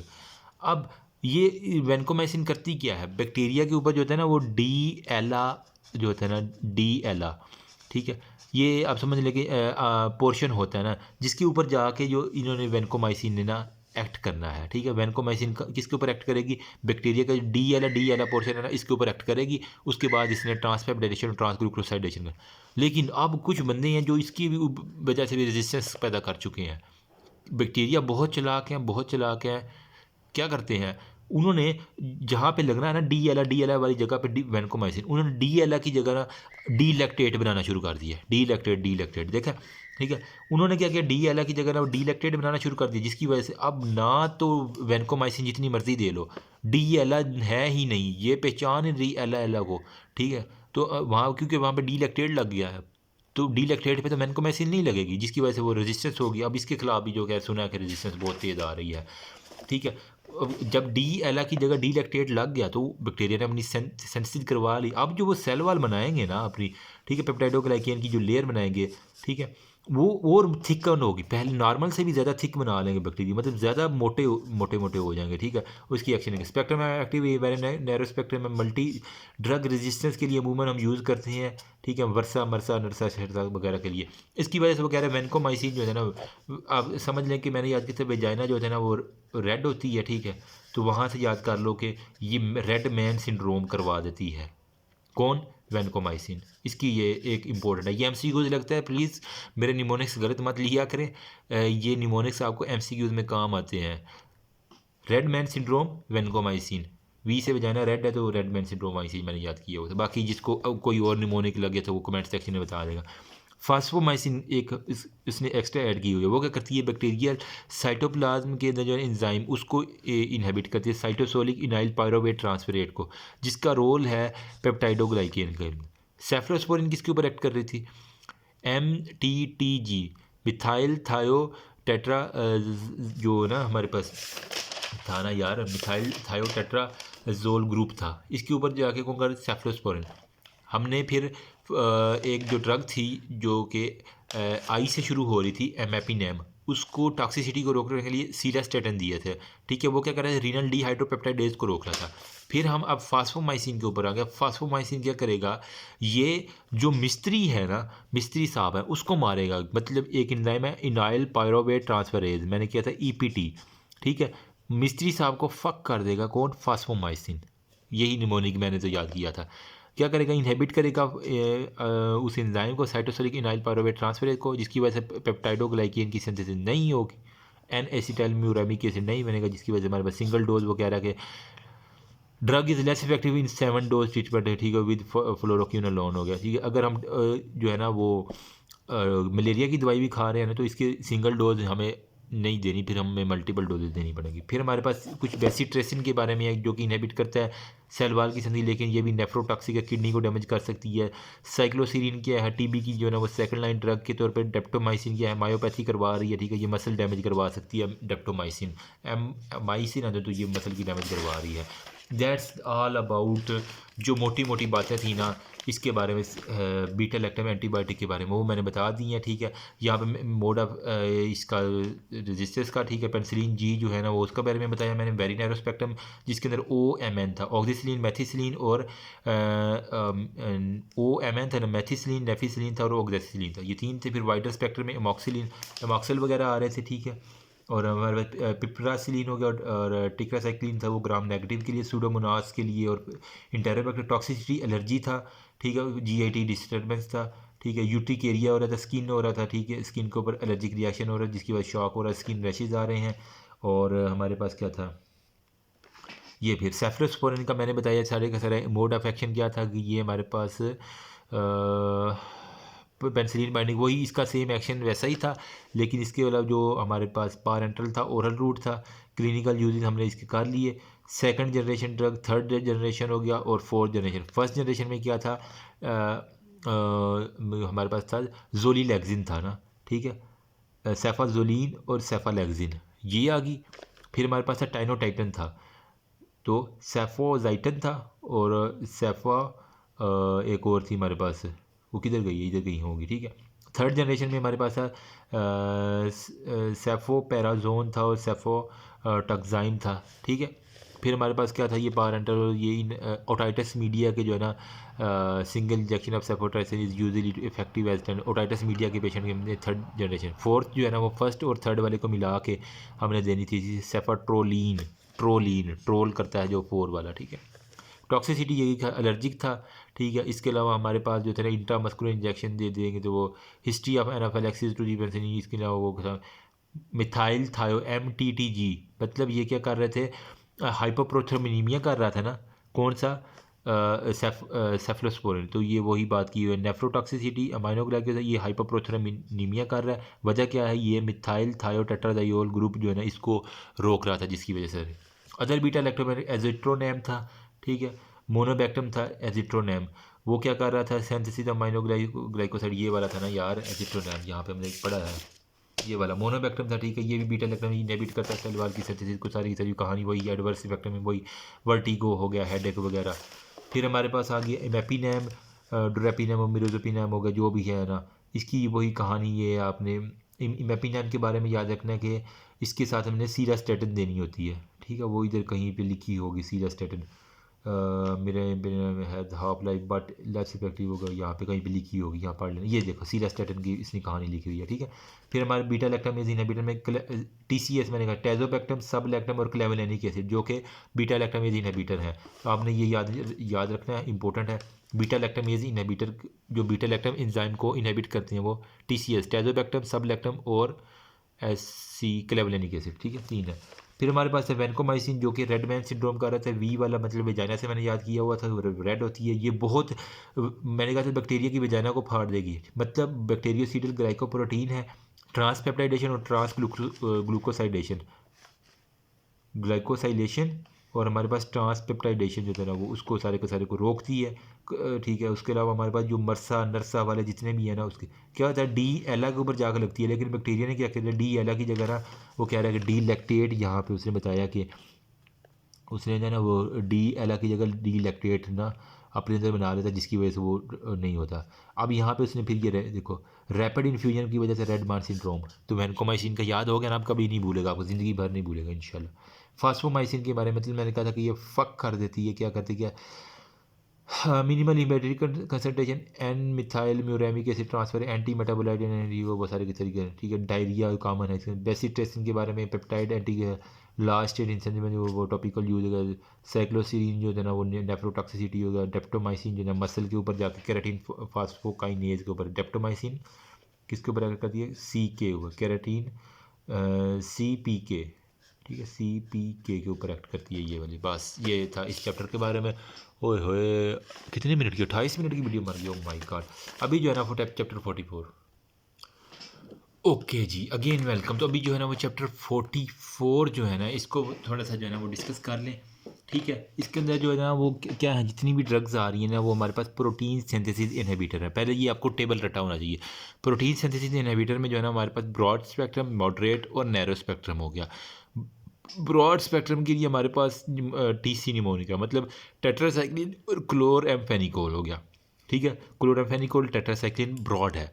मॉडरेट में क्या होता है हमारे पास, मैक्रोलाइड और कीटोलाइड, KLM होती नहीं, एक बुक होती है एनाटॉमी की, वहाँ से KLM, मैक्रोलाइड और कीटोलाइड। जो नैरो स्पेक्ट्रम है उसके अंदर हमारे पास आ जाती है LSL, ठीक है, लिनकोजामाइड, स्ट्रेप्टोग्रामिस और लेंजोलिड। लासानी होता है ना, लासानी का तो सिया प्लस मंडलठी, अमूमन ये मशहूरियाँ ये होती हैं। तो LSL सबसे नैरो है। कीटो मैक्रोलाइड कीटोलाइड, फिर उसके बाद हमारे पास शुरू में आ जाता है क्लोरामफेनिकोल, और हमारे पास टेट्रासाइक्लिन, वो ब्रॉड के अंदर आ जाता है। ये तो होगी ना आपकी याद, इसको प्लीज़ याद कीजिएगा, इसके बाद आपको सारे का सारा मैं जाता हूँ। ठीक है, वही मैंने यहाँ पे लिखा हुआ कि देखो प्रोटीन सिंथेसिस किस तरह इनहिबिट करना है, इन्होंने राइबोसोम के ऊपर जाके एक्ट करना है। ह्यूमन का राइबोसोम होता है 80S का, जबकि प्रोक्रियाट्स जो होता है ना उसका 70S, मतलब बैक्टीरिया का 70S का होता है। 50S और 30S मिल के बना देती है ना, ठीक है, 50 और 30 मिल के 70S बनाते हैं प्रोक्रियाट्स के अंदर। ये तो बच्चों वाली बात है। माइटोकॉन्ड्रिया में जो है ना वो कहता है हमारे पास जो है ना प्रोटीन जो है ना 70S की होती है। तो ये जो ड्रग्स है ना, ये माइटोकॉन्ड्रिया के जो है ना 70S राइबोसोम उसके ऊपर जाके एक्ट करेगी बैक्टीरिया में। ठीक है, क्या होगा, जो हमारे पास यहाँ पे जो है 50S होगा 30S, इनके ऊपर इन्होंने 70S के ऊपर जाके एक्ट करना है। टेम्पलेट जो मैसेंजर आ रहा है ना ट्रांसफर इनिशिएशन साइट के ऊपर करेगी, या टर्मिनेशन या प्रोपोगेशन साइट पे, वो हम सारा का सारा देखेंगे। ठीक है, इन्होंने एक्ट सिर्फ करना है बैक्टीरिया की 70S के ऊपर, और किसी को नहीं एक्ट करना। अच्छा, ब्रॉड स्पेक्ट्रम में हमने कहा दो होते हैं, क्लोरामफेनिकोल, टेट्रासाइक्लिन। ठीक है, क्लोरामफेनिकोल क्या करती है, वो हमारे पास ये जो हमारे पास पहली वाली है ना क्लोरामफेनिकोल, ये 50S राइबोसोमल की, जबकि जो टेट्रासाइक्लिन है वो 30S राइबोसोमल सब यूनिट के ऊपर जाके एक्ट करती है। मिलकर वो 70S हो जाती है ना, तो ये 50 और ये 30 के ऊपर जो जाके एक्ट करेगी, और 70S को रोकना है इन्होंने। 50S के ऊपर क्लोरामफेनिकोल पहले वाली ट्रांसफर RNA को कॉम्प्लेक्स फॉर्मेशन नहीं बनाने देगी, जिसकी वजह से जो है ना वो so no new attachment, no peptide chain, so it is bacteriostatic, रोक देगी। सीडल नहीं है, स्टेटिक है, उसकी ग्रोथ को रोकेगी। इसके अलावा अगर मैक्रोलाइड होगा मोड ऑफ एक्शन सी में क्लोरामफेनिकोल, वो देखना। टेट्रासाइक्लिन के ऊपर आ जाती हैं। ये जो टेट्रासाइक्लिन है ये 30S ribosomal unit T30 bind करेगा 30S राइबोसोम, इसकी बाकी उसका एक्शन वही है कि इसने ट्रांसफर RNA के साथ बाइंड करना, कॉम्प्लेक्स बनाने नहीं देना, पेप्टाइड की चेन नहीं बनेगी, तो हमारे पास बैक्टीरियोस्टेटिक हो। सिर्फ क्या फ़र्क है, ये 30S के ऊपर, ये 50S के ऊपर जाके इसने बाइंड करना है। फिर हमारे पास था कीटोलाइड मैक्रोलाइड था। फिर हमारे पास वेरी नैरो में क्या था, LS लसानी का, लिनकोजामाइड, स्ट्रेप्टोग्रामिन था, और लेंजोलिड था। स्ट्रेप्टोग्रामिन ये वाला, इसको हम डिस्कस करने लगे हैं। जो इंपॉर्टेंट है वो पहले कर रहा हूँ। स्ट्रेप्टोग्रामिन क्या कहते हैं, वो एग्जिट नहीं होने दे रही, मतलब इनिशिएशन, प्रोपोगेशन और टर्मिनेशन जो होती है ना ट्रांसफर RNA के ऊपर, वो सारी की सारी आपने पढ़ी होगी ट्रांसक्रिप्शन और ट्रांसलोकेशन के अंदर। तो जो टर्मिनेशन होती है एग्जिट नहीं होने देती, जिसकी जब निकलेगा ही नहीं वहाँ से, बन गया तो निकलना नहीं है उसने, तो फिर क्या होगा, no polypeptide chain form, death of the bacteria. फिर हमारे पास लसानी LS लेंजोलिड। लेंजोलिड क्या करता है, इनिशिएशन, मतलब ये स्ट्रेप्टोग्रामिन एग्जिट साइड के ऊपर रोक देता है। ये जो है ना वो मोटरवे के शुरू में ही इनिशिएशन कम्प्लेक्स, इसके ऊपर जाके ना वो रोक देता है। ठीक है, तो इनिशिएशन कम्प्लेक्स नहीं बनता, जिसकी वजह से हमारे पास एंट्री नहीं होती, आगे फर्दर काम ही नहीं चलता। अब हमारे पास क्लोरामफेनिकोल को हम थोड़ा सा डिस्कस कर, जो कि ब्रॉड स्पेक्ट्रम का है, जो कि हमने कहा था 50S राइबोसोमल सब यूनिट के साथ बाइंड करेगा, ट्रांसपेप्टाइडेशन की इनहिबिशन करवाएगा, और ये बैक्टीरियोस्टेटिक है। इंटेरोहेपेटिक जो है ना वो साइकिल GIT से हमारे पास जो है ना वो लीवर के अंदर आ जाता है। ठीक है, ओरल और पारेंटल के अंदर इसके जो है ना फर्स्ट पास इफेक्ट इसका होता है थोड़ा सा। एंटी माइक्रोबियल ब्रॉड स्पेक्ट्रम में बच्चे को पता है ये, लेकिन ना सिर्फ वाल जिनकी होती है ना उनको कवर करता है, वाल लेस बैक्टीरिया, जिस तरह क्लेमाइडिया और रिक्टेशिया, आपने बैक्टीरियोलॉजी के अंदर पढ़ाया हुआ है। क्लेमाइडिया और रिक्टेशिया उनके ऊपर ये उनको कवर नहीं करता। ठीक है, उनकी वो सेल वाल लेस हैं, तो वो वजह यही है कि उनको कवर नहीं करेगा, उनको खिलाफ नहीं होगा। ठीक है, इसके अलावा कह रहा है कि प्लाज्मिड में ऐसे जीन होते हैं जो ड्रग के खिलाफ रेजिस्टेंस पैदा करते हैं। सैल्मोनीला जो है ना टाइफाइड कैरिंग हो गया, तो जो टाइफाइड के पेशेंट हैं उनको हम क्लोरामफेनिकोल जो है ना वो दे देंगे, टाइफाइड वाले पेशेंट। जिस तरह सैल्मोनीला, आपने बैक्टीरियोलॉजी के ये क्या करवाता है, टाइफाइड करवा देता था। सैल्मोनीला टाइफाई जो है ना वो टाइफाइड करवा दे रहा था। फिर हमारे पास जो है ना इसकी अगर टॉक्सिसिटी हो जाए, जो 50S राइबोसोमल सब यूनिट पे, तो GIT की सबसे पहले डिस्टर्बेंस हो गया। इसके अलावा बोन मैरो जो है ना इसकी मैचुरेशन स्टॉप कर, जिसकी वजह से हमारे पास प्लास्टिक एनीमिया बहुत इंपॉर्टेंट है, बहुत इंपॉर्टेंट है। ये वाला जो CC वाला ना क्लोरम, ये CC करता RBCs को ही मार देगा, प्लास्टिक एनीमिया करवाएगा। तो मैंने यूँ ये RBCs की डिस्ट्रक्शन जो है ना वो क्या करवाएगा, RBC में C आ रहा है तो क्लोरामफेनिकोल में भी C आ रहा है, तो ठीक है। तो ये हमारे पास RBCs जो है ना उसको बोन मैरो को सप्रेशन करवा देगा, RBCs कम बनेगा, जिसकी वजह से प्लास्टिक एनीमिया हो जाए। ग्रे बेबी सिंड्रोम बहुत इंपॉर्टेंट है। रेड मैन था वेनकोमाइसिन की वजह से, ग्रे बेबी किसकी वजह से है, क्लोरामफेनिकोल GC, मतलब जेंटलमैन कैडेट जो आर्मी से रिलेटेड है उन्हें पता होगा, वहाँ से मैंने याद किया होगा। क्लोरामफेनिकोल जो है ना वो ग्रे बेबी सिंड्रोम करवा देता है। करता क्या है कि जो बच्चे होते हैं ना, अमूमन हम बड़ों को देते हैं, लेकिन अगर किसी बच्चे को दे दिए, बच्चों के जो है ना हेपेटिक ग्लूकुरोनाइल ट्रांसफरेज एंजाइम जो है ना वो इतना बना ही नहीं होता, वो इस ड्रग को डिग्रेड ही नहीं कर पाएगा। ठीक है, मतलब ये एंजाइम जो है ना हेपेटिक ग्लूकुरोनाइल ट्रांसफरेज, ये इस ड्रग को इनहिबिट करवाने के लिए होता है। ठीक है, ताकि ये यूरिन में एक्सक्रीट भी हो जाए, ब्लड के अंदर ही ना रहे, क्योंकि बच्चों के अंदर जो है ना वो इनएक्टिव क्लोरामफेनिकोल पड़ा रहता है। ठीक है, तो क्या करता है हमारे पास, ये ज़रूरत से ज़्यादा जो है ना वो ड्रग असर दिखाएगी, हद से ज़्यादा एप्लास्टिक एनीमिया होगा। जब बच्चे के अंदर एनीमिया होगा तो वो सुरख होने की बजाय ब्लूश ब्लूश उसकी अपीयरेंस आएगी, तो मतलब ब्लू ब्लू ब्लू से होता होता वाइट स्किन अगर उसकी होगी तो वो ग्रे ग्रे आपको नज़र आएगा। आरबीसी कम, ऑक्सीजन कैरिंग कैपेसिटी कम, ब्लूश या साइनोसिस की वजह से जो है ना वो उसका सीवीएस कार्डियोवैस्कुलर सिस्टम कोलैप्स होना शुरू हो जाएगा, जिसे हम कहते हैं grey baby syndrome. Hope so आपको कुछ ना कुछ आइडिया होगा। इसके अंदर एंजाइम कौन सा है, हेपेटिक ग्लूकुरोनाइल ट्रांसफेरेज एंजाइम जो होता है ना, लीवर एंजाइम होता है हेपेटिक ग्लूकुरोनाइल GHGT, हेपेटिक ग्लूकुरोनाइल ट्रांसफेरेज। ये एंजाइम जो है वो ग्रे बेबी सिंड्रोम करवा रहा है। ठीक है, बहुत गांध मचा दी है, लेकिन आपको हो तो ठीक है। इसके अलावा कोई ड्रग इंट्रैक्शन होती है जो कि हमारे पास होती है, Redmayne vancomycin, grey baby syndrome, chloramphenicol. इसके अलावा हमारे पास क्लोरामफेनिकोल और क्या करता है, ए प्लास्टिक एनीमिया कर रहा था। इसके अलावा GIT डिस्टर्बेंस। ओके हो गया। अब हमारे पास आ जाता है टेट्रासाइक्लिन। टेट्रासाइक्लिन मैंने कहा था 30S राइबोसोमल सब यूनिट के ऊपर एक्ट करता है। 30S inhibition of the transpeptidation, same वही है, बैक्टीरियोस्टेटिक है ये, ब्रॉड स्पेक्ट्रम एंटीबायोटिक का बच्चे को बताया, ग्राम क्लेमाइडिया, डिक्टेशिया और प्लाज्मा के खिलाफ जो है ना ये काम नहीं करता, मतलब जो वाललेस है ना उनके खिलाफ इसने काम नहीं करना, बाकी सब के अंदर जाने के लिए जो है ना बैक्टीरिया जो है ना वो इफ्लेक्स पम्प होता है, मतलब बैक्टीरिया ने रेजिस्टेंस कैसे बना ली टेट्रासाइक्लिन के खिलाफ, बैक्टीरिया ने अपने अंदर इफ्लेक्स पम्प मतलब मोटरें लगा ली हैं, जो ही टेट्रासाइक्लिन अंदर दाखिल होता है ये मोटर के ज़रिए इसको बाहर इफ्लेक्स कर देता है। इसके बाद अच्छा, अब टेट्रासाइक्लिन में जो है ना इसके फर्दर कैटेगरीज है, प्राइमरी, सेकेंडरी, सिलेक्टिव और हमारे पास होता है टाइजीसाइक्लिन। ठीक है, टाइजीसाइक्लिन प्राइमरी, सेकेंडरी, सिलेक्टिव और टाइजीसाइक्लिन, PSST। SST टीचर होता है ना एक, प्राइमरी लोगों को पता नहीं पढ़ाते हैं, तो वहाँ से PSST हो गया। ठीक है, तो क्या कहते हैं, प्राइमरी की हो जाता है ना वो नमूनिया के लिए माइको, पी से प्राइमरी, पी से जो है ना हो, तुम तो खड़े हो जाओ इधर यार, क्या होगा, माइकोप्लाज्मा नमूनी और रिक्टेशिया के लिए प्राइमरी, पी से नमूनी और पी से हमारे पास प्राइमरी हो गया। सेकेंडरी के लिए मैंने निमोनिक याद किया हुआ था सालार, ये मुझे किसी ने बताया था। ठीक है, SLAR, S से सेफेलिस, L से लेप्टोस्पायरा, A से जो एक्नी वगैरह का, R से रिस्पायरेटरी ट्रैक इन्फेक्शन जो है ना इसके लिए हम ये यूज़ कर रहे थे। ठीक है, अच्छी ड्रग है, अगर मार्केट में ना हो तो फिर हम जो सिलेक्टिव जो होता है ना वो यूज़, जिसके अंदर जो है ना वो माहल, M से malaria, amoeba, Haemophilus, H pylori और लाइम डिजीज़, इसके अलावा किसके लिए हमारे पास सिलेक्टिव ड्रग्स आती हैं। और टाइजीसाइक्लिन जो है ना वेरी स्ट्रॉन्ग एंटीबायोटिक रेजिस्टेंट जो होती है ना, ठीक है, जो बाकी इन तीनों की से जो असर नहीं कर रहा, तो उसके लिए हमने सेलेक्टिव टेट्रासाइक्लिन टाइजीसिलिन जिसका नाम है वो देते हैं, वो मरसा और नरसा वगैरह के लिए, वेनकोमाइसिन रेजिस्टेंट स्टेप ओरियस हो गया, मल्टी रेजिस्टेंट स्ट्रेप्टोकोकस ओरियस, उनके लिए जो है ना हमने लाइजिसिलिन जो है टाइजीसिलिन सॉरी, ठीक है, टाइजीसिलिन ये देनी होती है। प्राइमरी टेट्रासाइक्लिन, सेकेंडरी सिलेक्टिव और टाइजीसिलिन। प्राइमरी जो होते हैं ना वो टेट्रासाइक्लिन वो नमूनिया के लिए और डिक्टेशिया के लिए, सेकेंडरी सालार के लिए, एसेफिलस, ए से हमारे पास था एक्नी, L से लेप्टोस्पायरा था और R से रिस्पायरेटरी। सिलेक्टिव किसके लिए था, माहल, MAHL मलेरिया, उसके अलावा हमारे पास था एमेबा इन्फेक्शन था, हीमोफिलस इन्फेक्शन था और लाइम डिजीज़।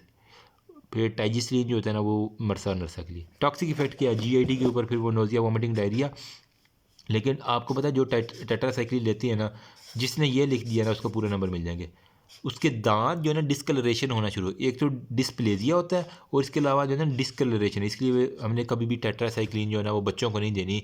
बच्चे साइकिल चलाते हैं ना तो उनके दांत टूट जाते हैं, तो मैंने वहाँ याद किया था टेट्रासाइक्लिन जो है ना बच्चों के अंदर डिस्कलरेशन करवा रही है और हमारे पास टूथ डिस्प्लेजिया करवा रही है। ठीक है, अब हमारे पास वो कह रहा है कुछ ये इसकी हेपेटिक टॉक्सिसिटी होती है, मतलब प्रेग्नेंट के अंदर जो है ना वो लीवर डिस्फंक्शन करवा दे, रीनल में जो फेनकॉन सिंड्रोम जो है ना वो करवा देती है। TF टेट्रासाइक्लिन फेनकॉन सिंड्रोम करवा देगी। फिर फोटो सेंसिटिविटी में स्किन सेंसिटिविटी है, अल्ट्रावायलेट में उसके अलावा वेस्टिबुलर में जो है ना कान के ऊपर ऑटोटॉक्सिसिटी, वर्टिगो हो गया, फेनकॉन सिंड्रोम, बहुत सारे के सारे आ जाते हैं। अब हमारे पास आ जाता है मैक्रोलाइड्स, मतलब कीटोलाइड और मैक्रोलाइड हमने इसके अंदर पढ़ा है मॉडरेट स्पेक्ट्रम के अंदर। मैक्रोलाइड में हमारे पास तीन होती है, एरिथ्रोमाइसिन, एजिथ्रोमाइसिन और कलिथ्रामाइसिन। ठीक है, मतलब आपने मैक्रोलाइड लिख के इसके नीचे तीन आपने बना दिया, एरिथ्रो, कैलिथ्रो और एजिथ्रोमाइसिन, ACE। ठीक है, वो लिख देनी है, एजिथ्रो, कैलिथ्रो और एरिथ्रोमाइसिन, जो कि एजिथ्रोमाइसिन जो है ना एजोमैक्स के नाम से आपके पास गोली आपके मेडिकल स्टोर पे मिलती हैं। अच्छा, एरिथ्रो और एजिथ्रो जो है ना उनके बारे में अगर कोई पूछ ले फार्माकोकाइनेटिक्स क्या है, ए वाली जो है ना वो पहले देनी है खाने से, ई वाली खाने के बाद देनी है। ठीक है, ई वाली खाने के बाद अच्छी अब्ज़ॉर्ब होगी, और ये जो है ना ब्लड और प्लाज्मा के अंदर, मतलब मेरा ब्लड और प्लाज्मा जो है ना इसके अंदर ही रहेगी, टिश्यू के अंदर नहीं ये जाएगी। ठीक है, कोई किसी भी टिश्यू के अंदर नहीं जाएगी। First metabolite in liver, then excreted in urine. फिर क्या है, इसकी हाफ लाइफ 6 घंटे, किसकी, एरिथ्रोमाइसिन की। ई से अर्ली ये कर लो ना, मतलब जल्दी जल्दी ये निकल जाती है। फिर क्या है, इसी वजह से ब्लड और प्लाज्मा के अंदर रहती है ताकि जल्दी से निकल जाए, 6 घंटे के अंदर ख़त्म। नैरो स्पेक्ट्रम होता है, लेकिन इसकी टॉक्सिसिटी बहुत तेज़ होती है, ये आप, जबकि एरिथ्रो खाने से पहले। ठीक है, लेकिन जब ये खा लेते हैं तो ये मसल और टिश्यू के अंदर चली जाती है, इस वजह से इसका हाफ लाइफ 2 से 4 जो होता है ना वो डेज़, ठीक है, वो आता है, और अनचेंज होता है इन यूरन फार्म में। ठीक है, और बॉडी के टिश्यू के अंदर जाती है खाने से पहले। दिन इसका ब्रॉड स्पेक्ट्रम है, इसकी टॉक्सिसिटी थोड़ी सी कम है क्योंकि हमने खाने से पहले खा रही है तो इसकी टॉक्सिसिटी कम होगी। अब हमारे पास है कैलिथ्रोमाइसिन, एजिथ्रो, एरिथ्रो और कैलिथ्रो। सी वाली जो है ना वो कैलिथ्रोमाइसिन, वो आलमोस्ट सेम है एरिथ्रोमाइसिन की तरह ही, मतलब इसको हमने खाने के बाद देनी है ताकि अच्छी अब्जॉर्ब हो। ठीक है, तो एरिथ्रोमाइसिन। अब इसके अंदर वो कह रहा है कि मिथाइलेज एंजाइम होता है जो कि डीएक्टिवेट, जिसको ये कैलिथ्रोमाइसिन डीएक्टिवेट करती है। अब क्लिनिकल यूजेस ऑफ एरिथ्रोमाइसिन, मतलब ये जो हमने खाने के बाद खानी है ना, इसकी क्लिनिकल यूजेस क्या हैं। 3 आपने नमूनियाँ लिखने हैं, C नमूनी, M नमूनी और हमारे पास क्रोनी बैक्टीरियम C, M और L नमूनी। ठीक है, 3 नमूनियाँ, ठीक है, और हमारे पास फिर आ जाता है कब, CUB, corynebacterium diphtheria, urea और बॉर्डीटेला। इनके खिलाफ जो है ना हमने एरिथ्रोमाइसिन देनी है। कौन कौन से, 3 नमूनियाँ हैं और कब हो गया, बॉर्डीटेला, C से हमारे पास होता है यूरिया, और C से कोरोनरी बैक्टीरियम डिप्थीरिया, और U से यूरिया वाले जो होते हैं ना, यूरिया प्लाज्मा वाले जो होते हैं। ठीक है, तो बाकी यही है कि रेजिस्टेंस स्ट्रेन के लिए अच्छा, अब जो होता है ना जो एरिथ्रोमाइसिन, इसके ऊपर अब आ जाए, ये वाली जो ड्रग है जो खाने के हमने पहले खानी, ये खाने के बाद खाई है, ये खाने से पहले खानी है। खाने के बाद वाली नमूनिया वगैरह के लिए और कब के लिए, खाने से पहले जो खाई है ना ये किसके लिए होती है, ये उसकी बात कर रहा है कि ये जो है ना मरीज़ जो होता है ना जिसकी वेजाइना और पीनस से डिस्चार्ज हो रहा है, क्लाइमेडिया ट्रैकोमिटस, आपने पैरासाइटोलॉजी के अंदर पढ़ा होगा ना, क्लाइमेडिया ट्रैकोमिटस। ठीक है, उसकी इन्फेक्शन के लिए हमारे पास एजिथ्रोमाइसिन जो होती है। अब कुछ उसने जो है ना इंपॉर्टेंट बातें लिखी हैं कि पेनिसिलिन जी के लिए, सेफिलिस जो होता है ना वो पेनिसिलिन जी के लिए मतलब लॉन्ग एक्टिंग देनी है। क्लैरिथ्रोमाइसिन सी वाली जो है ना वो टीबी के अंगेज देनी होती है। फिक्साडोमाइसिन जो होता है ना वो सी डेफिसाइल इन्फेक्शन के लिए। सेकंड ड्रग, फर्स्ट चॉइस जो है ना वो सेफिलिस है, सेफिलिस के लिए पेनिसिलिन जी है। लेकिन अगर हमें पेनिसिलिन जी ना मिले तो हम कौन सी यूज़ कर सकते हैं, फिर हम यूज़ करेंगे हमारी नन्ही मुन्नी सी एजिथ्रोमाइसिन जो कि पेनिसिलिन जी के लिए होती है। ठीक है, पेनिसिलिन जी के लिए हमारे पास कौन सी होगी, ये वाली एजिथ्रोमाइसिन। गोनोरिया इन्फेक्शन के लिए second drug of the choice जो तेरा एजिथ्रोमाइसिन। इसके अलावा सेल्फ ट्रैक्सोन भी हम दे सकते हैं। ठीक है, टॉक्सिसिटी में वो कह रहा है GIT की हो सकती है, स्किन की होगी, इसके अलावा इनहिबिट करता है साइटोक्रोम P450 लीवर के अंदर एंजाइम को। एजिथ्रोमाइसिन जो है ना वो इनहिबिट नहीं कर सकता P450 को। ठीक है, तो मतलब ये क्या है, ये ज़्यादा टॉक्सिक है तो ये क्या करेगा, P450 को इनहिबिट करेगा, जबकि ये कांट इनहिबिट P450। ठीक है, ये इंपॉर्टेंट MCQs मैं बता रहा हूँ आपको, ये इनहिबिट कर देगा इसका, क्योंकि ज़्यादा टॉक्सिक है ना यार, खाने से बाद हमने खाई है ना, ये खाने से पहले खाइए, तो ये इनहिबिट नहीं करेगा लेकिन ये इनहिबिट कर देगा। है तो जो शॉर्ट टर्म लेकिन ज़्यादा नुकसान करके चला जाता है उल्लू का खान। अब अगर किसी को मज़ीद अभी भी नहीं समझ आई ना, तो एरिथ्रोमाइसिन और एजिथ्रोमाइसिन, ये एक चार्ट मैंने बनाया हुआ था। दोनों मैक्रोलाइड के, कीटोलाइड, मैक्रोलाइड और कीटोलाइड। मैक्रोलाइड में हमने एजिथ्रो, कैलिथ्रो और एरिथ्रोमाइसिन किया था। ई वाला जो है ना वो ये भी ग्रुप ऑफ मैक्रोलाइड है, इनहिबिट करता है प्रोटीन सिंथेसिस, ये भी इनहिबिट करता है प्रोटीन सिंथेसिस को। अब्जॉर्प्शन क्या है, एरिथ्रो हमने खाने के बाद खानी है, ठीक है। मोर अब्जॉर्प्शन खाने के साथ खाओ या खाने के बाद खाओ, ठीक है। अगर हमने एजिथ्रोमाइसिन खाने के बाद खाई या खाने के साथ खाई, इसकी अब्जॉर्प्शन फिर कम हो जाएगी, इसलिए हमेशा खाने से पहले एजिथ्रोमाइसिन सबसे पहले A1 गोली सबसे पहले खानी है आपने।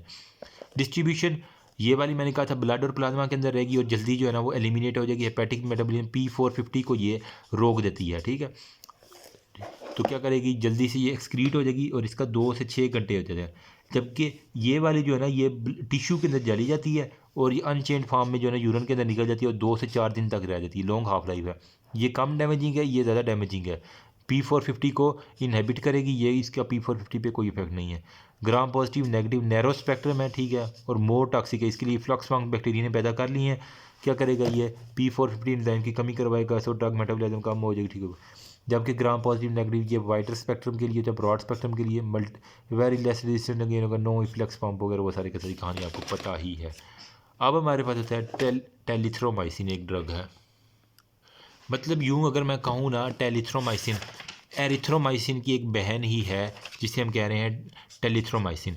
जस्ट लाइक एरिथ्रोमाइसिन है, ये क्या करेगी, प्रोटीन सिंथेसिस को कम करेगी। कम्युनिटी एक्वायर्ड नमूनिया जितना भी होता है ना, उसके लिए जो है ना वो हम ड्रग देंगे। लेकिन इसका ये है टी आ रहा है ना टेलिथ्रोमाइसिन, ये QT इंटरवल को प्रोलॉन्ग कर देती है उस पेशेंट के अंदर। ये देखा गया कि जो टेलिथ्रोमाइसिन ले रहे हैं ना, उनका QT इंटरवल प्रोलॉन्ग हो गया। ये एक इंपॉर्टेंट MCQs है, ठीक है। टी से याद कर लेना, टेलिथ्रोमाइसिन QT इंटरवल को प्रोलॉन्ग कर देता है। क्लिंडामाइसिन कहाँ पे हमने पढ़ी है, ठीक है। ये ग्राम नेगेटिव जो है कुदरती तौर पे जो है ना, जितने भी ग्राम नेगेटिव बैक्टीरिया हैं कुदरती तौर पे ये क्लिंडामाइसिन के खिलाफ रेजिस्टेंस हो चुके हैं। इसके लिए ग्राम नेगेटिव के लिए कभी भी हमने क्लिंडामाइसिन नहीं देनी। ये नेचुरली रेजिस्टेंट क्लिंडामाइसिन है। ये बस यही याद रखने की कौन सी ड्रग है जो नेचुरली तौर पे ग्राम नेगेटिव के लिए रेजिस्टेंस है, वो क्लिंडामाइसिन। मतलब अकेला रह जाए, कल्ला रह गया क्लिंडा। नीमोसिस्टाइटिस की जो है ना इम्यूनो कम्प्रोमाइज पेशेंट, उसके अंदर वो कह रहा है हमने देनी होती है क्लिंडामाइसिन। बस यही है। एड्स की जैसे कि पेशेंट हो गए नीमोसिस्टाइटिस, एड्स की वजह से होगा, तो उन्हें हमें क्लिंडामाइसिन देनी पड़ती है। स्ट्रेप्टोग्रामिन्स LSL जो कि वेरी नैरो स्पेक्ट्रम है, तो लिनकोजामाइड, लेंजोलिड और ऐसे स्ट्रेप्टोग्रामिन था ना। तो स्ट्रेप्टोग्रामिन क्या है, क्विनोबिस्टिन और डेलोप्रिस्टिन जो है इसकी फर्दर है। ये क्या करता है, एग्जिट को स्टॉप करवा देता है स्ट्रेप्टोग्रामिन। ये जो है ना स्ट्रेप्टोग्रामिन, ये एग्जिट को स्टॉप करवा देता है। जबकि लेंजोलिड क्या था, लेंजोलिड इनिशिएशन कम्प्लेक्स को जो है ना वो स्टॉप करवा रहा था, ठीक है। अब लेंजोलिड जो है ना इसका एडवर्स इफेक्ट नहीं है, लेकिन ये इंट्रैक्शन भी नहीं करती दूसरी। अब वेनिकोमाइसिन रेजिस्टेंस स्टेप और ये भी कुछ आ गए जो होते हैं, उनके लिए अच्छा काम करेगी।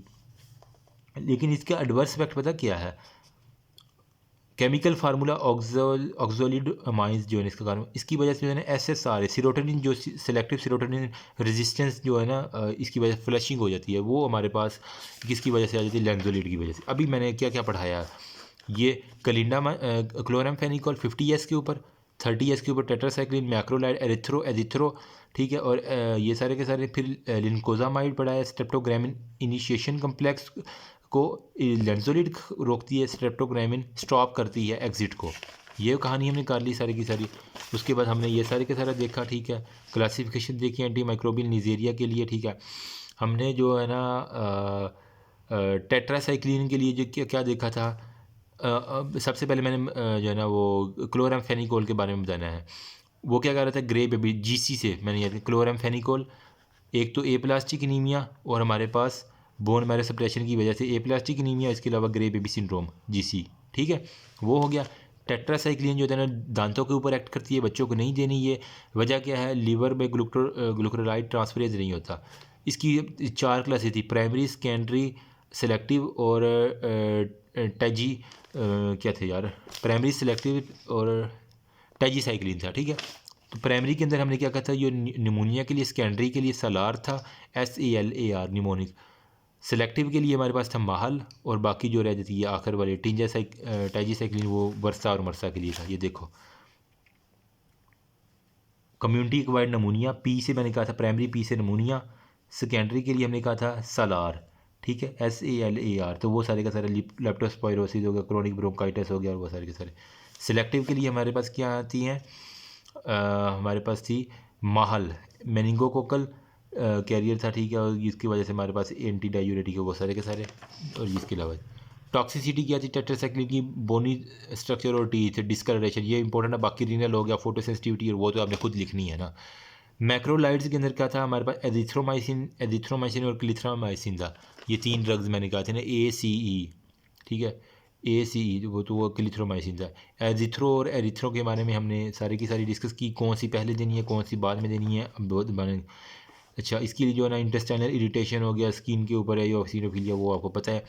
टेलिथ्रोमाइसिन जो है ना मैंने कहा था E वाले की बैन है, ठीक है, कीटोलाइड है ना एक तरह की, ये कीटोलाइड टेलिथ्रोमाइसिन, ये जो कीटोलाइड है ना इसकी वजह से टेलिथ्रोमाइसिन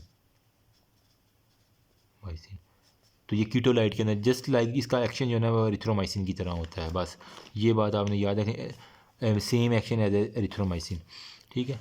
और मल्टी ड्रग है। और क्लिंडामाइसिन में क्या था, LSL, क्लिंडामाइसिन में हमारे पास क्लासिफिकेशन फार्मा स्ट्रेप्टोग्रामन था और लेंजोलिड था। स्ट्रेप्टोग्रामिस के बारे में क्या कहा था हमने, ये क्विनीन डेफ्लोप्रेसिन, 2 कॉम्बिनेशन है ना इसके अंदर, तो फिनोबार्बिटन एंटीबैक्टीरियल, ओके हो गया, ठीक है। E-FACI-LS हो गया, C/3 साइक्लोस्पोरिन डाइजीन और फिर वो सारी चीज़। लेंजोलिड के बारे में मैंने कहा था SSRI, मतलब सिलेक्टिव सीरोटोनिन इनहिबिटर जो होता है ना, वो हमने ये ऑक्जा, इसकी जो है ना वो ऑक्जेलिडाइनोन्स, इसकी जो है ना एंटीबायोटिक क्लास है। लेंजोलिड एक्टिव होता है मरसा और नरसा के लिए जो है ना हमने यूज़ करनी होती है। और थ्रोम्बोसाइटोपिनिया और न्यूट्रोपिनिया और SSRI selective serotonin reuptake inhibitor, ठीक है, इसके लिए यूज़ है। That's all about this chapter. अभी हम अमाइनोग्लाइकोसाइड के ऊपर आते हैं। सॉरी फॉर दैट, 2 चैप्टर के ऊपर 51 मिनट की वीडियो बन गई है, मुझे पता ही नहीं चला। ओके जी, बिस्मिल्लाहिर्रहमानिर्रहीम। अभी जो है ना अमाइनोग्लाइकोसाइड चैप्टर 45 बिल्कुल छोटू सा चैप्टर है ना। अब इसके अंदर क्या होता है, बेसिकली ये भी जो है ना प्रोटीन की सिंथेसिस को इसने इनहिबिट करवाना होता है। अब in simple word mode of action में इसने एक तो लिखा हुआ है MIC, मतलब मिनिमम इनहिबिटरी कंसंट्रेशन, जिसके ऊपर ये वर्क करता है। मतलब कितना किसी भी ड्रग का कितना लो लेवल होगा जिसके ऊपर वो अपनी वर्किंग जो है ना वो जारी रखेगा, इसके हम कहते हैं मिनिमम इनहिबिटरी कंसंट्रेशन। फिर हमारे पास है टाइम डिपेंडेंट किलिंग, मतलब कितने टाइम में जो है ना ये कितने टाइम तक ये अपनी कंसंट्रेशन मिनिमम इनहिबिटरी कंसंट्रेशन बरकरार रखता है और अपना एक्शन करता है। फिर यहाँ पे कंसंट्रेशन डिपेंडेंट किलिंग एक लफ्ज़ आपको नज़र आएगा, मतलब हम जितनी कंसंट्रेशन बढ़ाते जाएंगे ना उतनी ज़्यादा वो किलिंग अपनी करना शुरू करेगा। एक है टाइम डिपेंडेंट किलिंग, कितने टाइम तक वो अपनी मिनिमम इनहिबिटरी कंसंट्रेशन जारी रखता है। कंसंट्रेशन डिपेंडेंट किलिंग, कितने डोज, जितनी हम डोज बढ़ाएंगे उतनी ज़्यादा बैक्टीरिया की किलिंग, ठीक है। इसके अलावा जो है ना वो अमाइनोग्लाइकोसाइड का क्या होता है, ये पोस्ट एंटीबायोटिक अफेक्ट भी होता है। मतलब अगर अब आपने खाना छोड़ भी दी है ना तो इसका 2-3 हफ्ते तक जो है ना इसका असर रहेगा, ठीक है, ये इसकी वजह है। अब इसके अंदर बात उसने की कि फार्माकोकाइनेटिक, हम इसको IM या IV देते हैं, कभी भी इसको ओरली नहीं देना, सही है।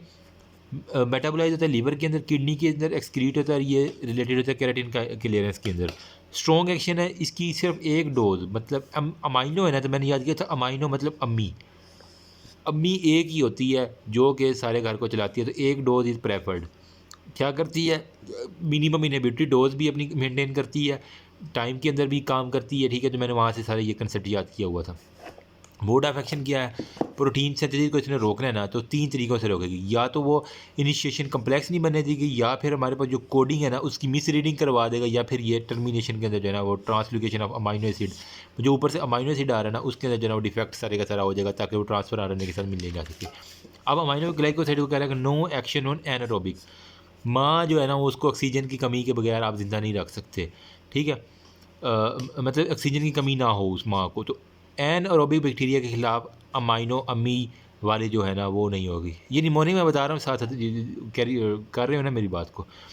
रेजिस्टेंस किस तरह होगी अमाइनोग्लाइकोसाइड, 3 तरह से, या तो एक्स्ट्रा क्रोमोसोमल मटेरियल के अंदर जो है प्लाज्मिड, वो ऐसे एंजाइम बनाएगा जो अमाइनो ग्लाइकोसाइड को इनएक्टिव कर देगा, मतलब ग्रुप ट्रांसफरेजेस बनाना शुरू कर देगा, जो कि अमाइनो ग्लाइकोसाइड को क्या करेगा, अमाइनो ग्लाइकोसाइड के अंदर जो अमाइनो एसिड है ना, ठीक है, इसकी जो है ना वो एसिटाइलेशन करवाना शुरू कर देगा लीवर के अंदर। जब इसकी एसिटाइलेशन हो जाएगी तो क्या होगा, डिस्ट्रॉय करेगा उसके केमिकल स्ट्रक्चर को। अब impairment of the entry into the body stop हो जाएगी, जहाँ बाइंड करना है उस साइड को भी ख़राब कर दिया जाएगा, तो बाइंडिंग भी नहीं होगी राइबोसोम के ऊपर, तो वो इस तरह इसकी रेजिस्टेंस हो जाती है। एक acetylation of amino acid, number second पे उसकी जहाँ पे उसने बाइंडिंग करना है उसको तोड़ देगा। क्लिनिकल यूजेज में कह रहा है कि अंगेस्ट ग्राम नेगेटिव जो है ना हमने इसको यूज़ करना होता है। प्रोटीन सिंथेसिस इनहिबिटर है, ठीक है। बैक्टीरिया के अंदर जो है ना इसका जाना ज़रूरी, अम्मी जो है ना वो घर के अंदर रहती है, तो इसका बैक्टीरिया के अंदर जाना ज़रूरी है। अगर इसकी वो एंट्री को जाना रोक दिया जाए, ठीक है, तो वो फिर सारे का सारा क्लिनिकल यूज के cell wall synthesis inhibitor drug penicillin जो है ना फैसिलिटेट करती है अमाइनो ग्लाइकोसाइड को to enter the bacteria. Penicillin और अमाइनो ग्लाइकोसाइड को दोनों को इकट्ठा देंगे ना, तो पेनिसिलिन क्या करेगी, वो फैसिलिटेट करेगी अमाइनो ग्लाइकोसाइड को कि तुम अंदर जाओ।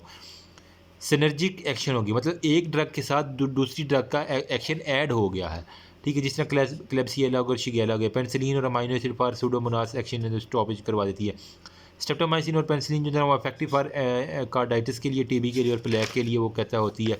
अब इसके अलावा जो है ना वो कह रहा है अमाइनो ग्लाइकोसाइड जो है ना कंसीडर करती है first line drug of the TB. अम्मी हमेशा टीबी के खिलाफ लड़ती है पहली रो में आके। वो बैक्टीरिया जो टीबी के लिए रेजिस्टेंस हो चुके हैं ना, उनके लिए हमने फिर अमीकासिन, वो अम्मी से याद कर लो कि अमीकासिन भी हम देते हैं अगर वो टीबी से रेजिस्टेंस हो जाएगा बैक्टीरिया ना, अमाइनो अमीकासिन देते हैं। कुछ वगैरह कुछ वेरी टॉक्सिक ड्रग जिसके अंदर हमें नियोमाइसिन हो गया, कीनामाइसिन जो है ना वो ड्रग देनी पड़ती हैं। फिर एक MCQ देते हैं which drug is as single effective dose in gonorrhoea, तो वो सेकंड चॉइस ऑफ ड्रग जो है सेप्टेनोमाइसिन जो है ना, जो कि अमाइनो ग्लाइकोसाइड है, वो हमारे पास इसकी है। क्रूर लाइक ब्लॉक जो आपके पास नज़र आती है इसकी। अब एक तो हमारे पास माँ ने कान के ऊपर मारना था बच्चे के, ठीक है, कान के उत्ते एक लांदी है माँ। क्या होता है आइडिट्री ऑटोटॉक्सिसिटी भी दो तरह की, आइडिट्री और वेस्टिबुलर, ठीक है। जो आयोडिट्री है ना वो आका से मैंने याद किया, एक ही आयोडिट्री मतलब कीनोमाइसिन और साइक्लिन जो है ना ये होती है आयोडिट्री बैलेंस डिस्टर्ब, जबकि जो वेस्टिबुलर है ना मतलब जो सुनने वाले जो कान का हिस्सा है ना उसको ये दो ड्रग ख़त्म करेंगी, जबकि जो वेस्टिबुलर जो बंदे का बैलेंस मेंटेन करती है ना वो जेंटामाइसिन और टोब्रामाइसिन, GTV से मैंने याद किया होता। वी जो वेस्टिबुलर के पर कौन सी करती हैं, G और T से शुरू होगी। जेंटामाइसिन और टोब्रामाइसिन जो है वो हमारे पास वेस्टिबुलर के ऊपर एक्ट करेंगी। वो कह रहा है कभी भी आपने अमाइनो ग्लाइकोसाइड और लूप डायूरेटिक्स, मतलब आपने डायूरेटिक वाला चैप्टर पढ़ा है ना हमने CBS के अंदर, तो लूप डायूरेटिक जो जैसे कि फ्रोसिनामाइड है, ठीक है, वो फुर करके निकाल देता है, उसके साथ कभी भी आपने अमाइनो ग्लाइकोसाइड नहीं देनी। अगर आपने ऐसी गलती की उसके कान उड़ जाएंगे, ठीक है। अगर तो वो जेंटामाइसिन और टोब्रामाइसिन हुई तो वेस्टिबुलर सिस्टम ख़राब हो जाएगा।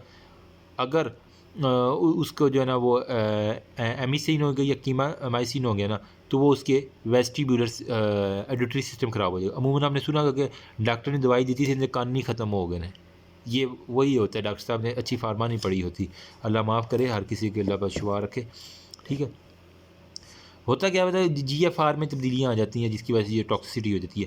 नेफ्रोटॉक्सिसिटी मतलब नेफ्रॉन किडनी के ऊपर ट्यूबुलर नेफ्रोटॉक्सिसिटी हो जाती है। जेंटामाइसिन और टोब्रामाइसिन मतलब जेंटा और टोब्रा एक तो हमारे पास वेस्टिबुलर सिस्टम को, इसके अलावा हमारे पास जो ट्यूबुलर नेफ्रॉन का जो है ना सिस्टम उसको भी जो है ना ये ख़राब कर रही है। दो इसकी एक्शन है ये नेफ्रोटिक, ठीक है।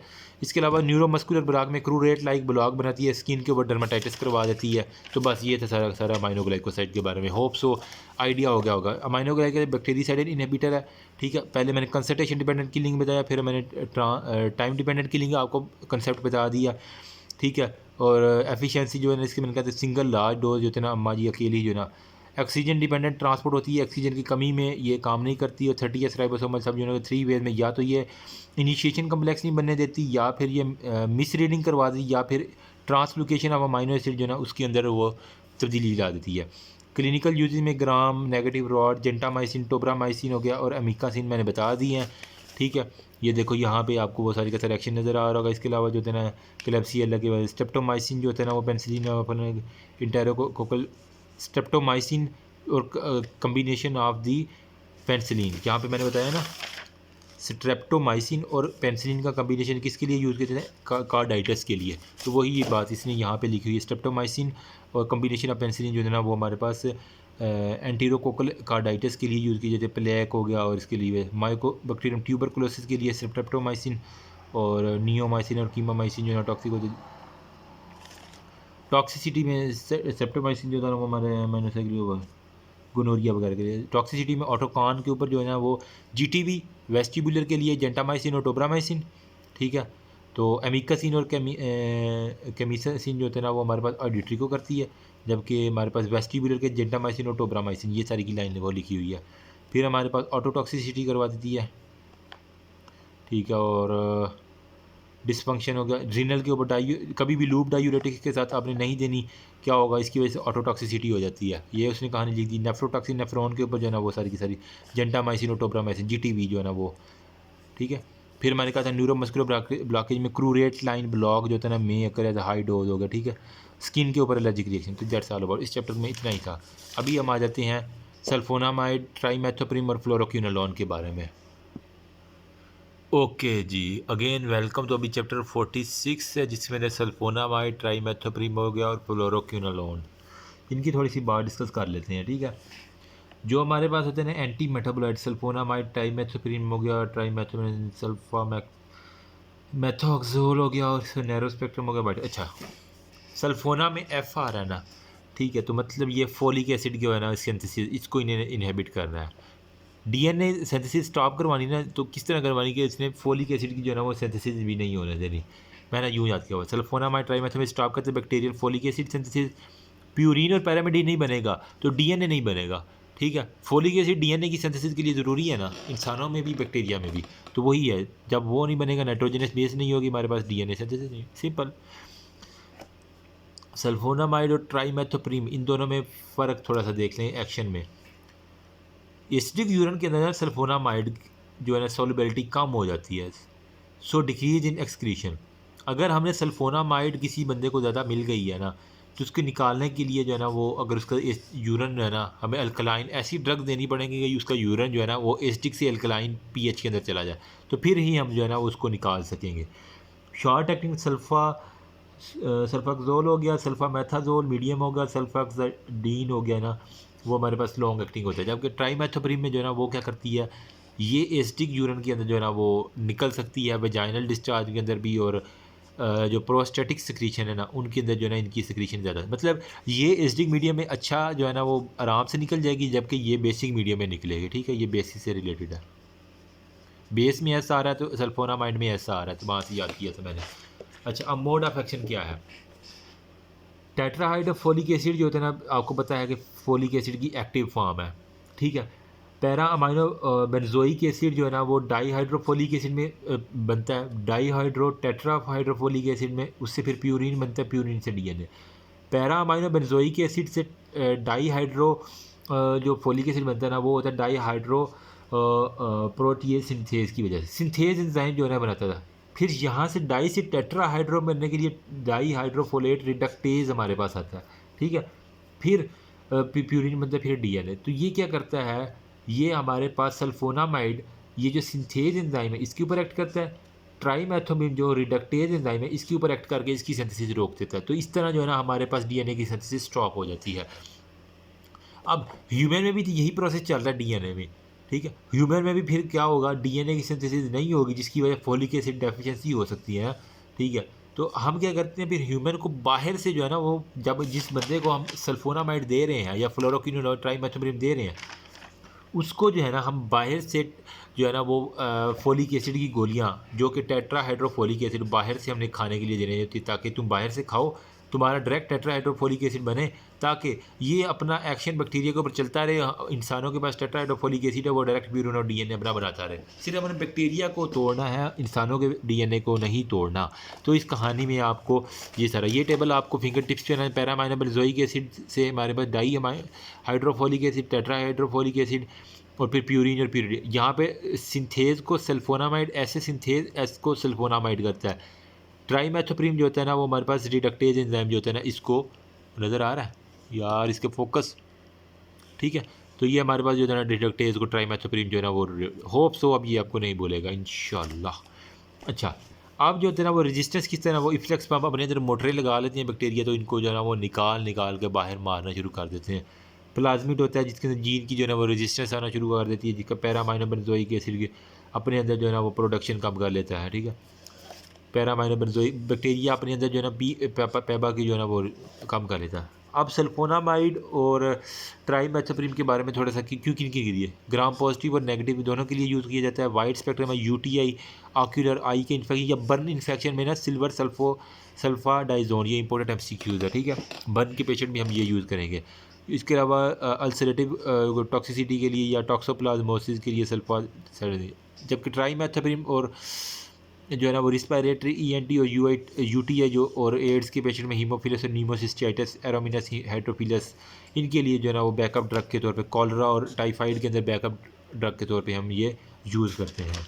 तो अब हमारे पास आ जाता है टॉक्सिसिटी ऑफ सल्फोनामाइड, जिसने किसको सिंथेज एंजाइम को रोका था। इसके बाद हाइपर सेंसिटिविटी होगा, हीमेटोटॉक्सिसिटी, नेफ्रो हीमेटो और स्किन की एलर्जी वगैरह, ये तो कॉमन है एंटीबायोटिक के अंदर ना, मतलब ये कीमो के अंदर। नेफ्रोटॉक्सिसिटी हो गया, ड्रग इंट्रैक्शन में क्या होता है।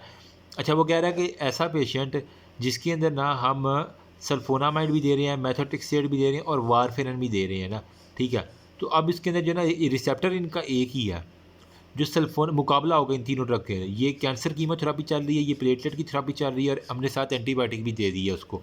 तो कौन सी ड्रग जो है ना वो रिसेप्टर पे लगेगी, वो कहता है सल्फोनामाइड हार जाएगी, ये पॉइंट नहीं करेगी। ठीक है, बाकी जो है ना ड्रग्स वो अपने रिसेप्टर पे लग जाएंगी, लेकिन सल्फोनामाइड जो है ना फिर अपने रिसेप्टर पे नहीं लगेगी। फिर सल्फोनामाइड का ब्लड के अंदर लेवल बढ़ना शुरू कर देगा, ये जो है ना वो टॉक्सिक इफेक्ट अपना शो करना शुरू कर देगा। ठीक है, जब भी हमने फिर कीमोथेरापी करनी होती है ना किसी बंदे की, तो उसके अंदर सल्फोनामाइड को रोक दिया जाता है। अब हमारे पास नंबर 3 पे हमने कहा था कि फ्लोरोक्विनोलॉन्स, ये वाला फ्लोरोक्विनोलॉन्स नैरो स्पेक्ट्रम और वाइडर स्पेक्ट्रम में आ जाता है। ठीक है, इसके अंदर 3 जनरेशन होते हैं, फर्स्ट जनरेशन, सेकंड जनरेशन और थर्ड जनरेशन। फर्स्ट में नॉरफ्लक्सासिन, सिप्रो और ओफ्लक्सासिन। सेकंड जनरेशन में सीओ साहब, जो सीओ में 2 है ना तो सेकंड में आता है। थर्ड में 3 नाम आता है, लीवो, जेमी और मॉक्सी, LGM, MGL हो गया। ठीक है, जो भी आप कर लें, नॉरफ्लेक्सासिन, सिप्रो ओफ्लेक्सासिन और MG से जेमीफ्लेक्सासिन, लीवो और मॉक्सीफ्लेक्सासिन। ठीक है, अब मॉक्सीफ्लेक्सासिन जो है ना एविलॉक्स के नाम से भी आपके पास जो है ना आजकल आ रही है एंड यहाँ पे। फार्माकोकाइनेटिक जो है ना वो सारी की सारी ये सारी ड्रग्स जो है ना वो किडनी से एक्सक्रीट होते हैं, सिवाय मॉक्सीफ्लेक्सासिन। जो हमारे पास एविलॉक्स है ना ये कभी किडनी से एक्सक्रीट, ये हिपैटिक मेटाबॉलिज्म में और बिलरी एक्सक्रीशन इसकी होती है। सही है, मोड ऑफ एक्शन में। फर्स्ट जनरेशन जो है ना ये यूटीआई के लिए इस्तेमाल करते हैं, सेकंड ग्राम नेगेटिव और ग्राम पॉजिटिव के लिए, थर्ड जो ग्राम नेगेटिव पॉजिटिव और जितने भी GIT और रिस्पिरेटरी पैथोजेंस है ना उनके लिए हमने इस्तेमाल करना होता है। ठीक है, अब हमारे पास कह रहे हैं फ्लोरोक्विनोलोन का एक्शन कहते हैं। हमने अभी पढ़ा सल्फोनामाइड और ट्राइमेथोप्रिम का वो फोलिक एसिड की सिंथेसिस को किस तरह रोक रहे थे। पैरामाइनो बेंजोइक एसिड को डाईहाइड्रोफोलेट, फिर टेट्राहाइड्रोफोलिक एसिड, फिर प्यूरिन और फिर CNC। रिडक्टेज को हमारे पास जो रोक रहा था ट्राइमेथोप्रिम, जबकि हमारे पास सिंथेज को सल्फोनामाइड रोक रहा था। अब फ्लोरोक्विनोलोन को ये क्या कहता है, DNA की सिंथेसिस इसने भी स्टॉप करवाना है। क्या करेगा, DNA गायरेज जिसका दूसरा नाम होता है टोपोआइसोमरेज, एक ही बात है, उसको जाके फ्लोरोक्विनोलोन ने फक कर देना है, मतलब उसको इनहेबिट कर देना है। सुपर को ये अच्छा DNA गायरेज और टोपोआइसोमरेज 2 का क्या काम होता है, 2 का रिलैक्सेशन ऑफ DNA करवाता है ताकि उसके अंदर ट्रांसक्रिप्शन के अंदर हेल्प हो जाए। जब यही बंद हो जाएगा तो वो जो सुपर कोआइल है वो रिलैक्स ही नहीं होगा। ठीक है, जिसकी वजह से हमारे पास क्या होगा, रेप्लिकेशन नहीं होगी और ये बैक्टीरियोस्टेटिक होगा, मतलब वो अपने आगे जनरेशन है, जिसकी वजह से no enzyme, no relaxation, no DNA synthesis, mainly gram negative के खिलाफ होता है। इसके अलावा ये टोपोआइसोमरेज 2 के साथ साथ 4 को भी करता है। टोपोआइसोमरेज 4 का काम क्या है, जो 2 DNA के स्ट्रैंड है उनकी कटिंग करवाना ताकि डाटर स्ट्रैंड अलहदा हो और वो अपना अलहदा से जो है ना वो DNA बना। तो इसके अंदर क्या होता है, ये सपोज करें ये डाटर स्ट्रैंड है ना, इसको कटिंग कराने के लिए टोपोआइसोमरेज 4 है। फ्लोरोक्विनोलोन इसको भी रोक देता है। जब डाटर स्ट्रैंड कटेगा नहीं, पेरेंट स्ट्रैंड के साथ जुड़ा रहेगा, तो वो आगे अपनी कैसे जनरेशन करेगा, इंजाइम की कटिंग नहीं होगी, डाटर स्ट्रैंड जो है ना वो कैनॉट सेपरेट और बैक्टीरिया की ग्रोथ हमारे पास स्टॉप होगी। इतनी सी काम है। रेजिस्टेंस में वही है, जिन्होंने अपने अंदर मोटरें लगा रही है, फ्लक्स पंप होगा, केमिकल अल्ट्रेशन है। फर्स्ट जनरेशन में यूटीआई, फर्स्ट जनरेशन वाली जो यूटीआई इकोलाई और क्लेब्सिला की वजह से, सेकंड जनरेशन गोनोरिया के लिए ग्राम नेगेटिव होती है, उनके लिए हमने सिप्रोफ्लॉक्सासिन, ओफ्लॉक्सासिन, जैमी मॉक्सी और लीवोफ्लेक्सासिन जो वाइडर स्पेक्ट्रम की जो थर्ड जनरेशन वाली मीनिंगों को। टॉक्सिसिटी में क्या होता है, अभी बच्चों के अंदर जो होता है ना, ये फ्लोरोक्विनोलोन जो ना कार्टिलेज की फ़क कर देगी, मतलब आर्थ्रोपैथी, मतलब हड्डियों की जो है ना वो चेंजेस आएगी। इसके अंदर क्यूटी इंटरवल प्रोलॉन्ग होगा, जीआईटी हो गया, डायरिया और वोमिटिंग, वो तो हमारे पास होगा। तो that's all about fluoroquinolone sulphonamide. ये हमने सारे का सारा चैप्टर 46 5-10 मिनट में कर लिया। ड्रग इंट्रैक्शन मैंने बता दिया, वाइड स्पेक्ट्रम इसका बता दिए, ठीक है। ये हमारे टेबल डिस्कस कर दिया। ओरल टॉक्सोप्लाज्मोसिस के लिए ट्राइमेथोप्रीम होगा, sulphone toxicity, hypersensitivity, GIT, वो सारी की सारी आम है। फ्लोरोक्विनोलोन में क्या कहा था, ये हमारे पास सिप्रोफ्लॉक्सासिन, ओफ्लॉक्सासिन सेकंड है, नॉरफ्लॉक्सासिन फर्स्ट जनरेशन की है, ठीक है। नॉरफ्लॉक्सासिन फर्स्ट जनरेशन की है, सिप्रो और ओफ्लॉक्सासिन सेकंड जनरेशन की है। फिर हमारे पास था MGL था ना, ठीक है, तो वो थर्ड की थी मॉक्सीफ्लैक्सासिन, जेमीफ्लैक्सासिन और लीवोफ्लैक्सासिन, ये थर्ड जनरेशन की ड्रग्स हमारे पास थी। रिस्पायरेटरी फ्लोरोक्विनोलोन वो सारी की सारी बता दी हैं। फार्माकोकाइनेटिक क्या करती हैं ये, इन्होंने टोपो आइसोमेरेज 2 या DNA गायरेज और टोपो आइसोमेरेज 4 इनको रोकना होता है, ठीक है। और सारे की सारी इनहिबिट होगा, वो कहानी सारी इसमें लिखी हुई है। फिर हमारे पास रेजिस्टेंस जो होता है ना, मैंने कहा थी फ्लक्स पंप जो होता है ना, वो मैकेनिज्म ये वाला बना देगा। TB के लिए होता है वो क्लिनिकल यूज में क्या, GIT ट्रैक के अंदर जो infection gram negative class PL उसके लिए था। टॉक्सिसिटी में मैंने कहा था कि ये आर्थोपैथी, ये वाला ये लिखा हुआ आर्थोपैथी, ठीक है। तो क्या करता है, हड्डियों को फक कर देता है, क्यूटी इंटरवल जो होता है ना वो इसका प्रोलॉन्ग हो जाता है। बस ये था। अभी हम आ जाते हैं most important chapter, anti microbial drug.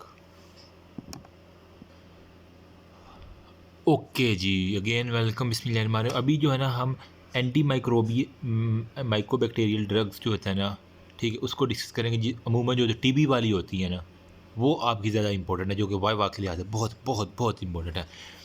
Drugs use in TB, leprosy और एटिपिकल माइक्रोबैक्टीरियम, इनके लिए।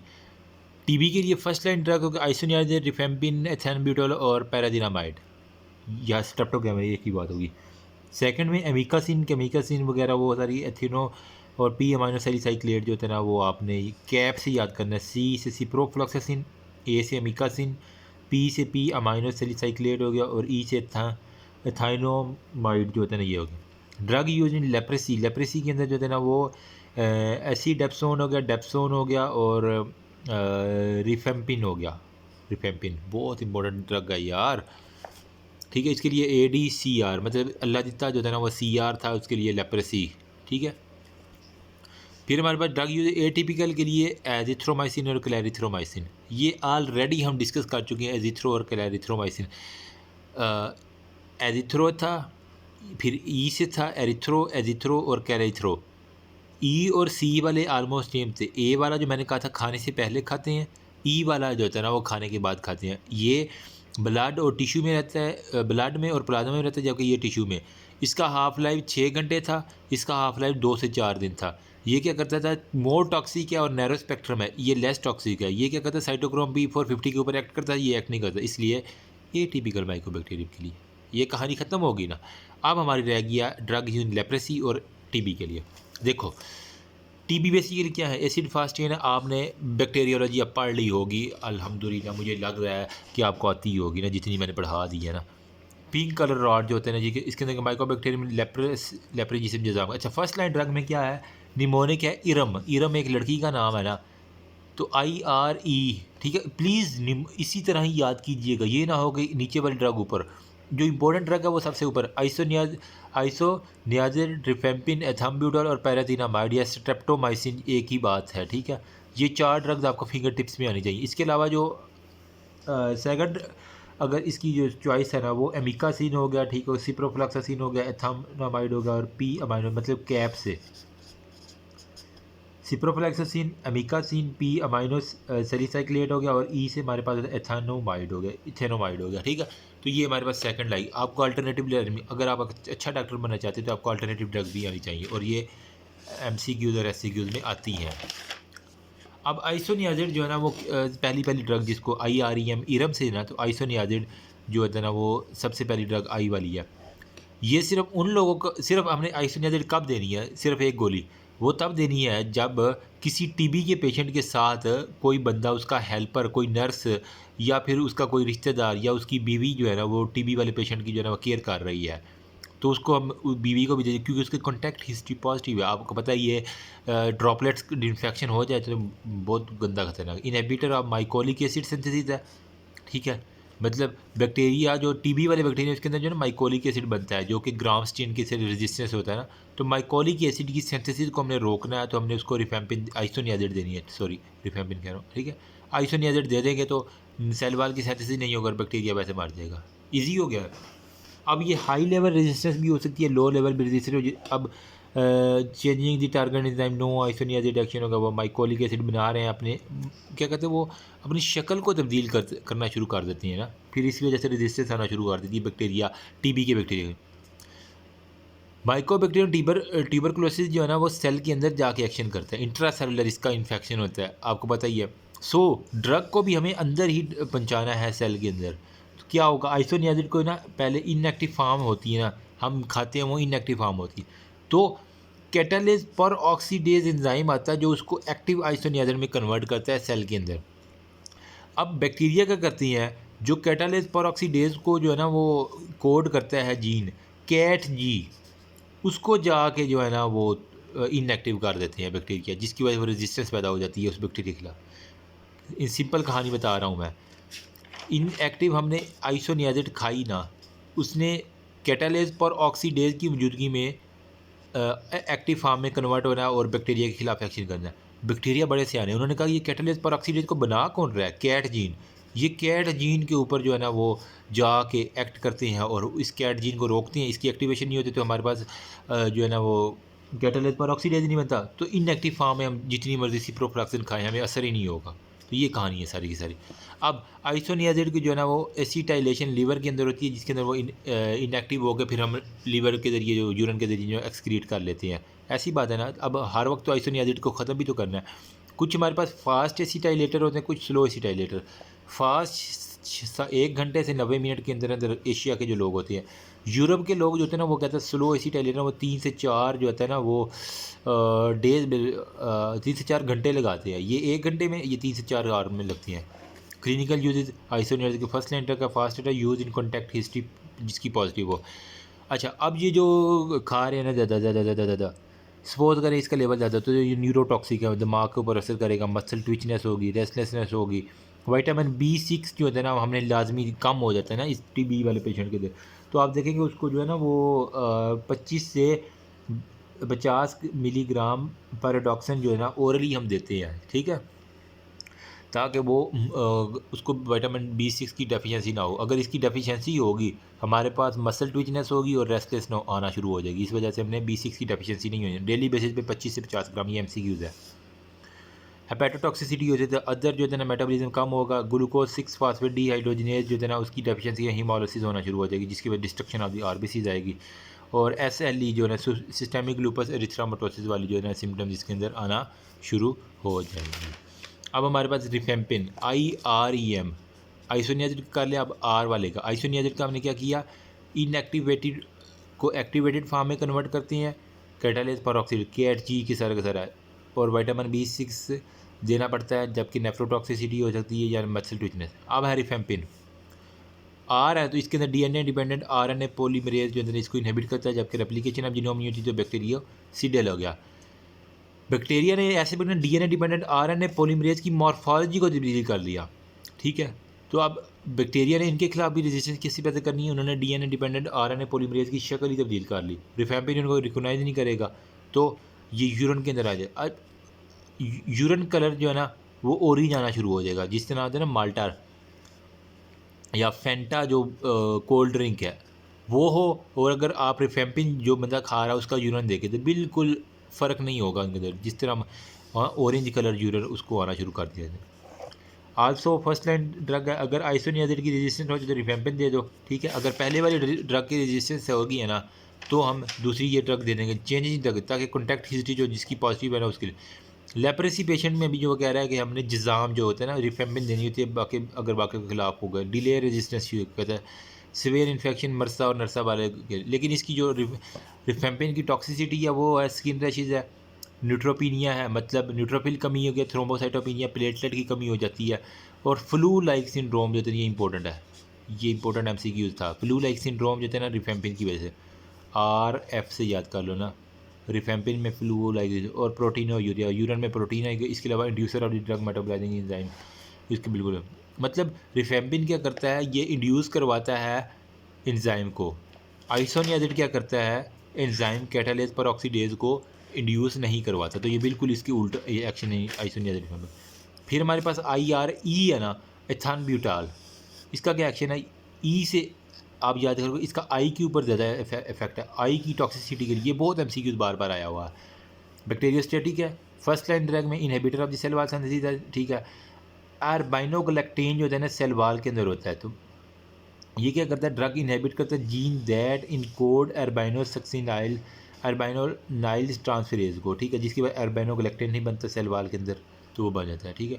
हमने एथानब्यूटॉल दे के क्या करना है, इनहिबिट करना है अर्बाइनोसाइल ट्रांसफरेज इंजाइम को, मिस्त्री को मारना है ताकि हमारे पास वो अर्बाइनोगलैक्टेन ना हो। अगर इसकी टॉक्सिसिटी होगी तो आई ऑप्टिक जो है ना वो कलर ब्लाइंडनेस हो जाएगी, ठीक है, और ऑप्टिक न्यूराइटिस हो जाएगा।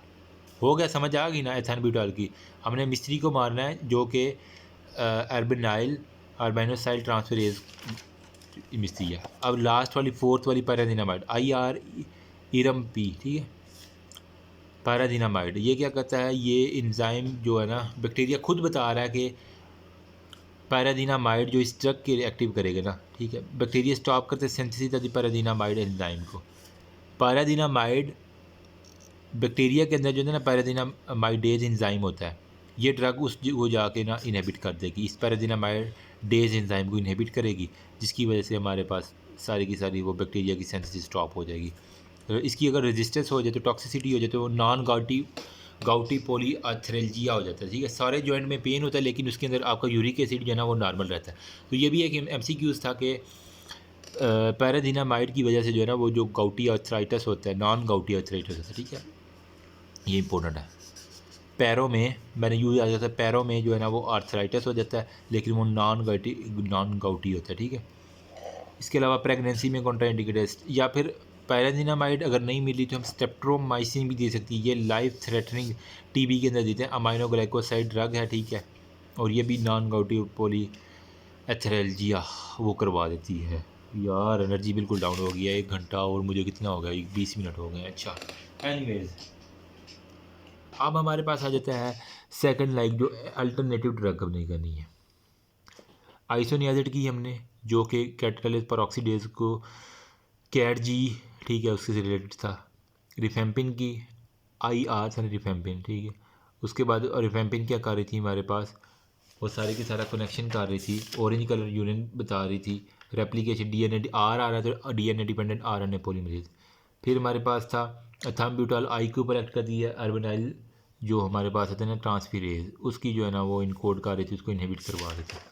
पैरादिनामाइड क्या कर रही है हमारे पास, पैरों में नॉन गाउटी अथरेजिया करवा रही थी, ठीक है, तो ये क्या कर रही थी, पैरादिनामाइडेज एंजाइम की इनहिबिशन करवा रही थी। ईजी हो गया।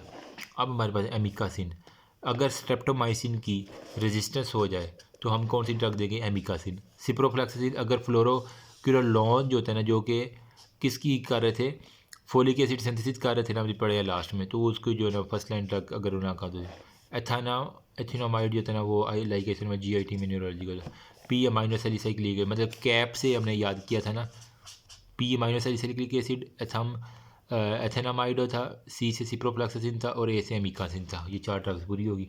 ड्रग रेजिमेंट में क्या होता है हमारे पास कि हमने जो TB के जो ना अब हम 6 माह का कोर्स करते हैं, ठीक है, ये 6 माह का कोर्स हमने TB के लिए करना है। पहले 2 माह जो चारों को ये खिलानी है, आइसोनियाजिड, रिफेम्पिन, एथाम्ब्यूटाल और पैरादिनामाइड। फिर अगले 2 माह जो है ना आखिरी 2 गोली छुड़वा के आइसोनियाजिड और रिफेम्पिन जो है ना वो सिर्फ 2 खिलानी है। ये है ड्रग रेजिमेंट, इसके बारे में वो कुछ नहीं है।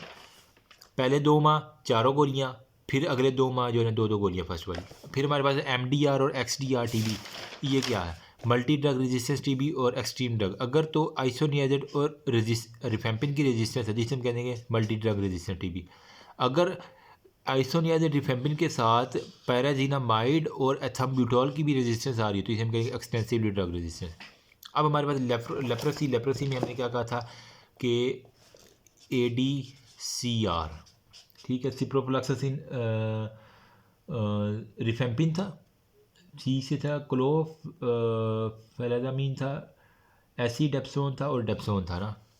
तो सल्फोन में डेप्सोन हो गया, एसीडेप्सोन था, स्टॉप करता है फोलिक एसिड की सिंथेसिस को, वही सेम है, यूज़ कर दिया जाता है इन एड में निमोसिस्टेटिस जनोवरी, इनके लिए जो ना GIT की इरिटेशन करवाता है या मेटा हीमोग्लोबिन है, ईजी है, इसमें क्या एक्सप्लेन करूँगा।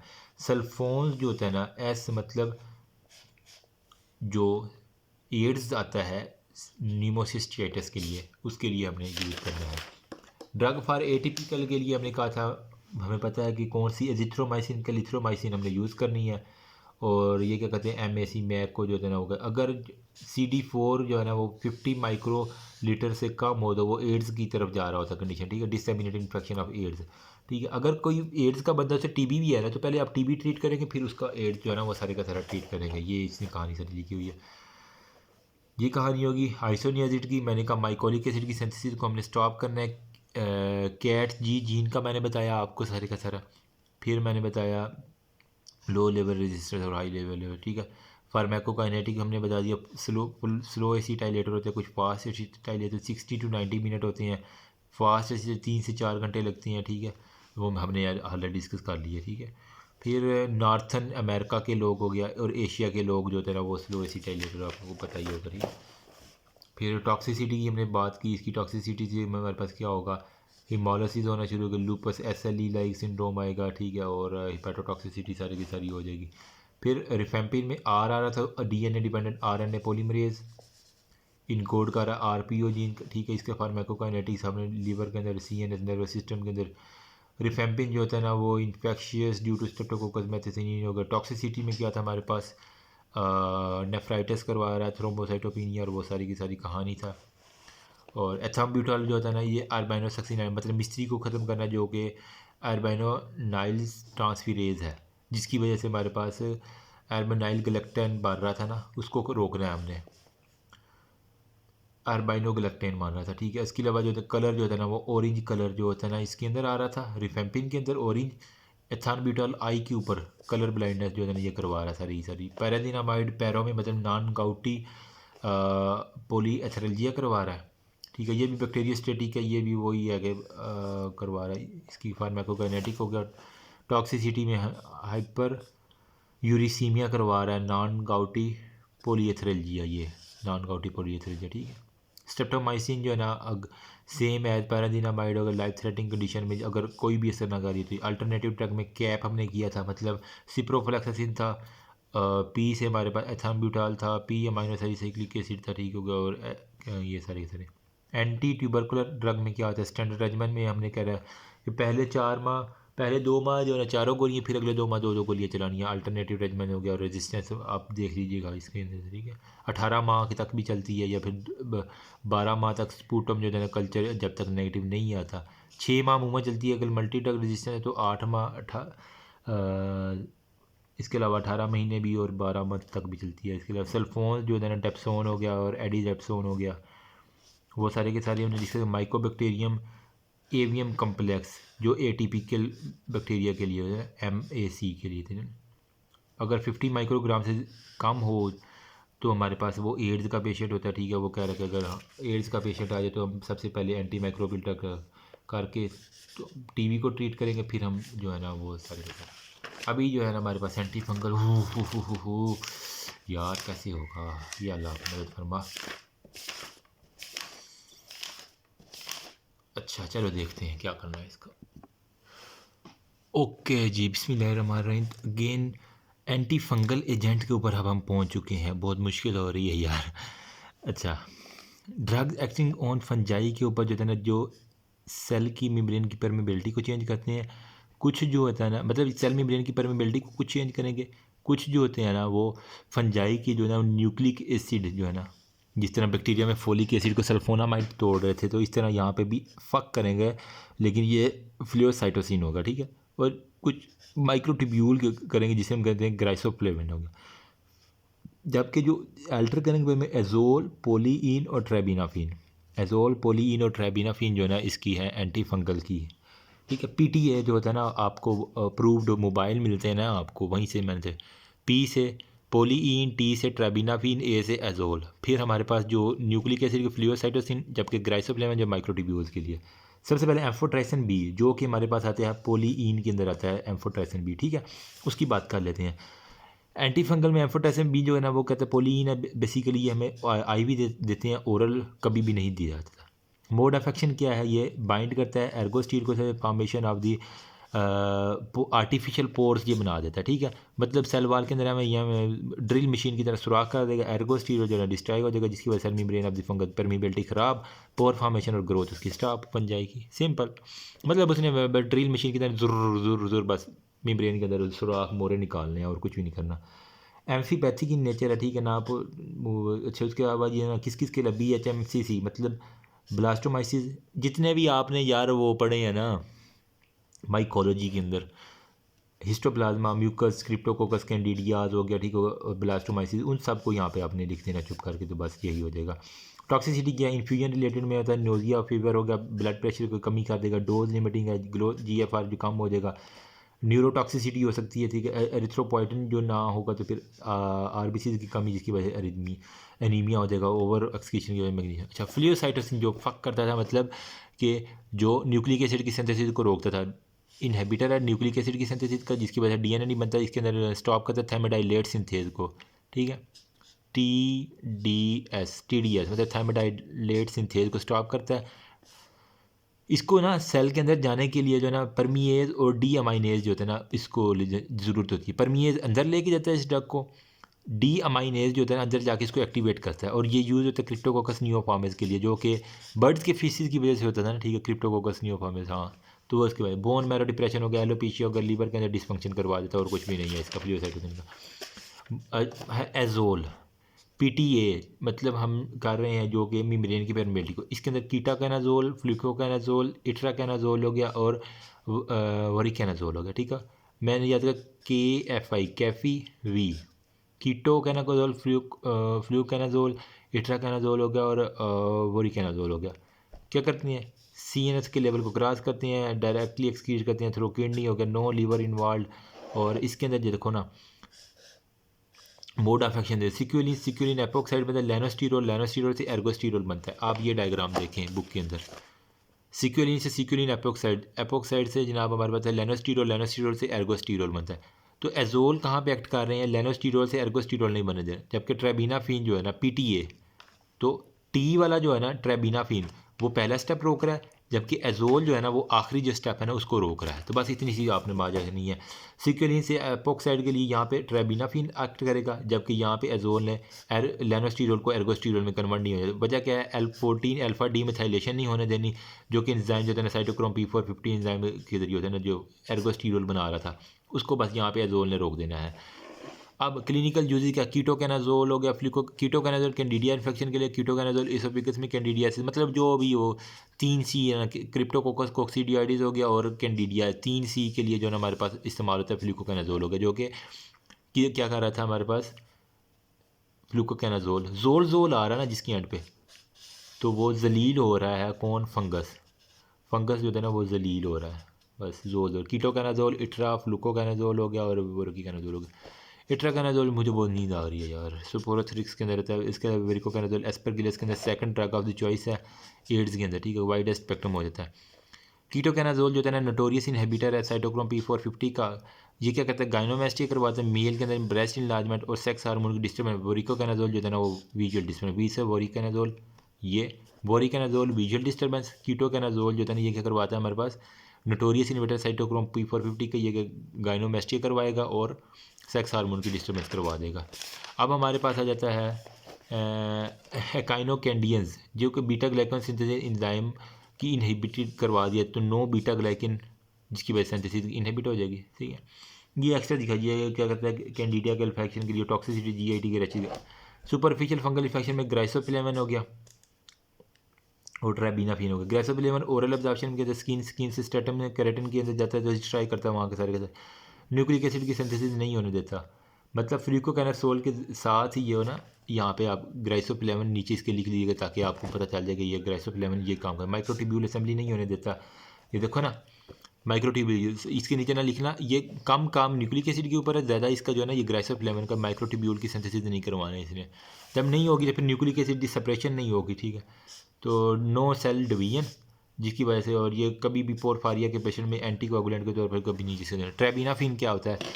ट्रेबिनाफिन में सिक्योलिन से एपोक्साइड की तरह हमारे पास क्या था, ट्रेबिनाफिन, और यहाँ पे एजोल एक्ट कर रहा था। ये वाली डायग्राम दोबारा देने मिलाओ, सिक्योलिन से ट्रेबिनाफिन, तो ये है सिक्योलिन को सिक्योलिन एपोक्साइड के अंदर नहीं कन्वर्ट करता, इनहिबिट करता है एर्गोस्टीरोल की सिंथेसिस को, टॉक्सिसिटी अकामुलेशन सिक्योलिन की वजह से स्टेटम ग्रेनुलोजम में केराटिन के लिए। वो एजोल जो होता है ना वो हमारे पास systemic super topical anti fungal में नेस्टेटिन हो जाता है, माइक्रोकेनाजोल हो गया, और क्लोट्रामेजोल हो गया, ठीक है।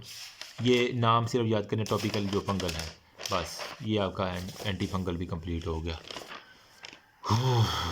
इसके अंदर देखो एम्फोट्रेसिन बी जो कि मेम्ब्रेन के अंदर पोर्स बना देती हैं, ठीक है। मोड ऑफ एक्शन की परमीबिलिटी को चेंज करना है इन्होंने एक तो, ठीक है। एर्गोस्टीरोल की सिंथेसिस के सारे के सारे बाइंड करता है एर्गोस्टीरोल स्पेसिफिक रिसेप्टर के जरिए मेम्ब्रेन के अंदर रेजिस्टेंस थ्रो कर देता है। क्लिनिकल यूजेज आपको पता है, ठीक है। उसके बाद ये एर्गोज सबसे पहले सिक्योलिन एपोक्साइड, लेनोस्टीरोल, एर्गोस्टीरोल, ओके। इन्फ्यूजन में रिलेटेड है, ठीक है। इसके अंदर फीवर हो गया, चिल्स हो गया, वो सारे के सारे बच्चों वाली बातें, डोज लिमिटिंग हो गया, रीनल ट्यूबुलर एक्सक्रीशन से, ठीक हो, नेफ्रोटॉक्सिसिटी हो गया, न्यूरोलॉजिकल डैमेज करवाता है, फ्लूओसाइटोसिन मतलब फक करता है, न्यूक्लिक एसिड नहीं बनने देता, ठीक है। तो ये हमारे पास डिक्रीज कर देता है एंटी फंगल एजेंट जो, ठीक हो गया। Clinical crypto long reduction alopecia और लीवर में। एजोल में क्या होता है, एजोल एंटी फंगल में क्या होता है हमारे पास, वो सारे का मैकेनिज्म ऑफ एक्शन क्या होता है। एजोल ये देखो 14 अल्फा डी मिथाइलेशन नहीं है ना, ठीक है। आप लेनोस्टीरोल की 14 अल्फा डी मिथाइलेशन नहीं होने दे रहा, मैंने ऑलरेडी आपको यहाँ पे बता दिया है। ये वाला किधर गया, ये 14 अल्फा डी मिथाइलेशन नहीं होने दे रहा, तो ये एजोल का सारा फंक्शन हो गया। बाकी फ्लूकोकेना इट्राकेनाजोल होगा, वोरोकिकेनाजोल होगा, इनके सारे फंक्शन आप देख लीजिएगा। अकाइनो कैंडियंस क्या होते हैं बेसिकली, कैप्सोफ्यूजन हो गया, और ये जो मोड ऑफ एक्शन फंजीसाइडल हो गया। बीटा 1,2 ग्लाइकोटीन जो होता है ना वो, ये मैंने बताया यहाँ पे। अकाइनो को बीटा ग्लाइकिन सिंथेज एंजाइम की इनहिबिशन करवा दी, जिसकी वजह से हमारे पास नो बीटा ग्लाइकिन फॉर्म्ड। फिर हमारे पास ग्लाइसोफ्लेविन मतलब जो माइक्रोट्यूब्यूल्स के लिए नहीं था, ठीक है। तो mode of action function of dermatophytes हो गया, न्यूक्लिक एसिड और माइक्रोट्यूब्यूल की सिंथेसिस नहीं होती, जिसकी वजह से फंजीसाइटिस हो गया, वो सारी का सारा, ठीक है। क्लिनिकल यूजेज में ये ट्रेबिनाफिन में हमारे पास क्या होता है, जो कि सिक्योलिन को सिक्योलिन एपोक्साइड में नहीं कन्वर्ट होने देता, ठीक है। तो ये सारी की सारी वो हो नज़र आ रहा ना, ठीक है। उसके बाद एजोल में अंदर आ जाता है, ठीक है। टॉपिकल के सिर्फ नाम याद करने हैं कौन कौन से, नेस्टेटिन, माइकोकेनाजोल हो गया, और क्लोस्ट्रीडामाजोल, बस CMN जो होते हैं इसके फंक्शन में, ठीक है। होप्स हो यार कुछ ना कुछ आइडिया हो गया, आई नो बहुत थक चुका हूँ, बस इतना ही है। अभी एंटीवायरल जो होता है ना वो फिर कल करें। Thank you so much. Allah Hafiz. Remember me also in your precious prayer.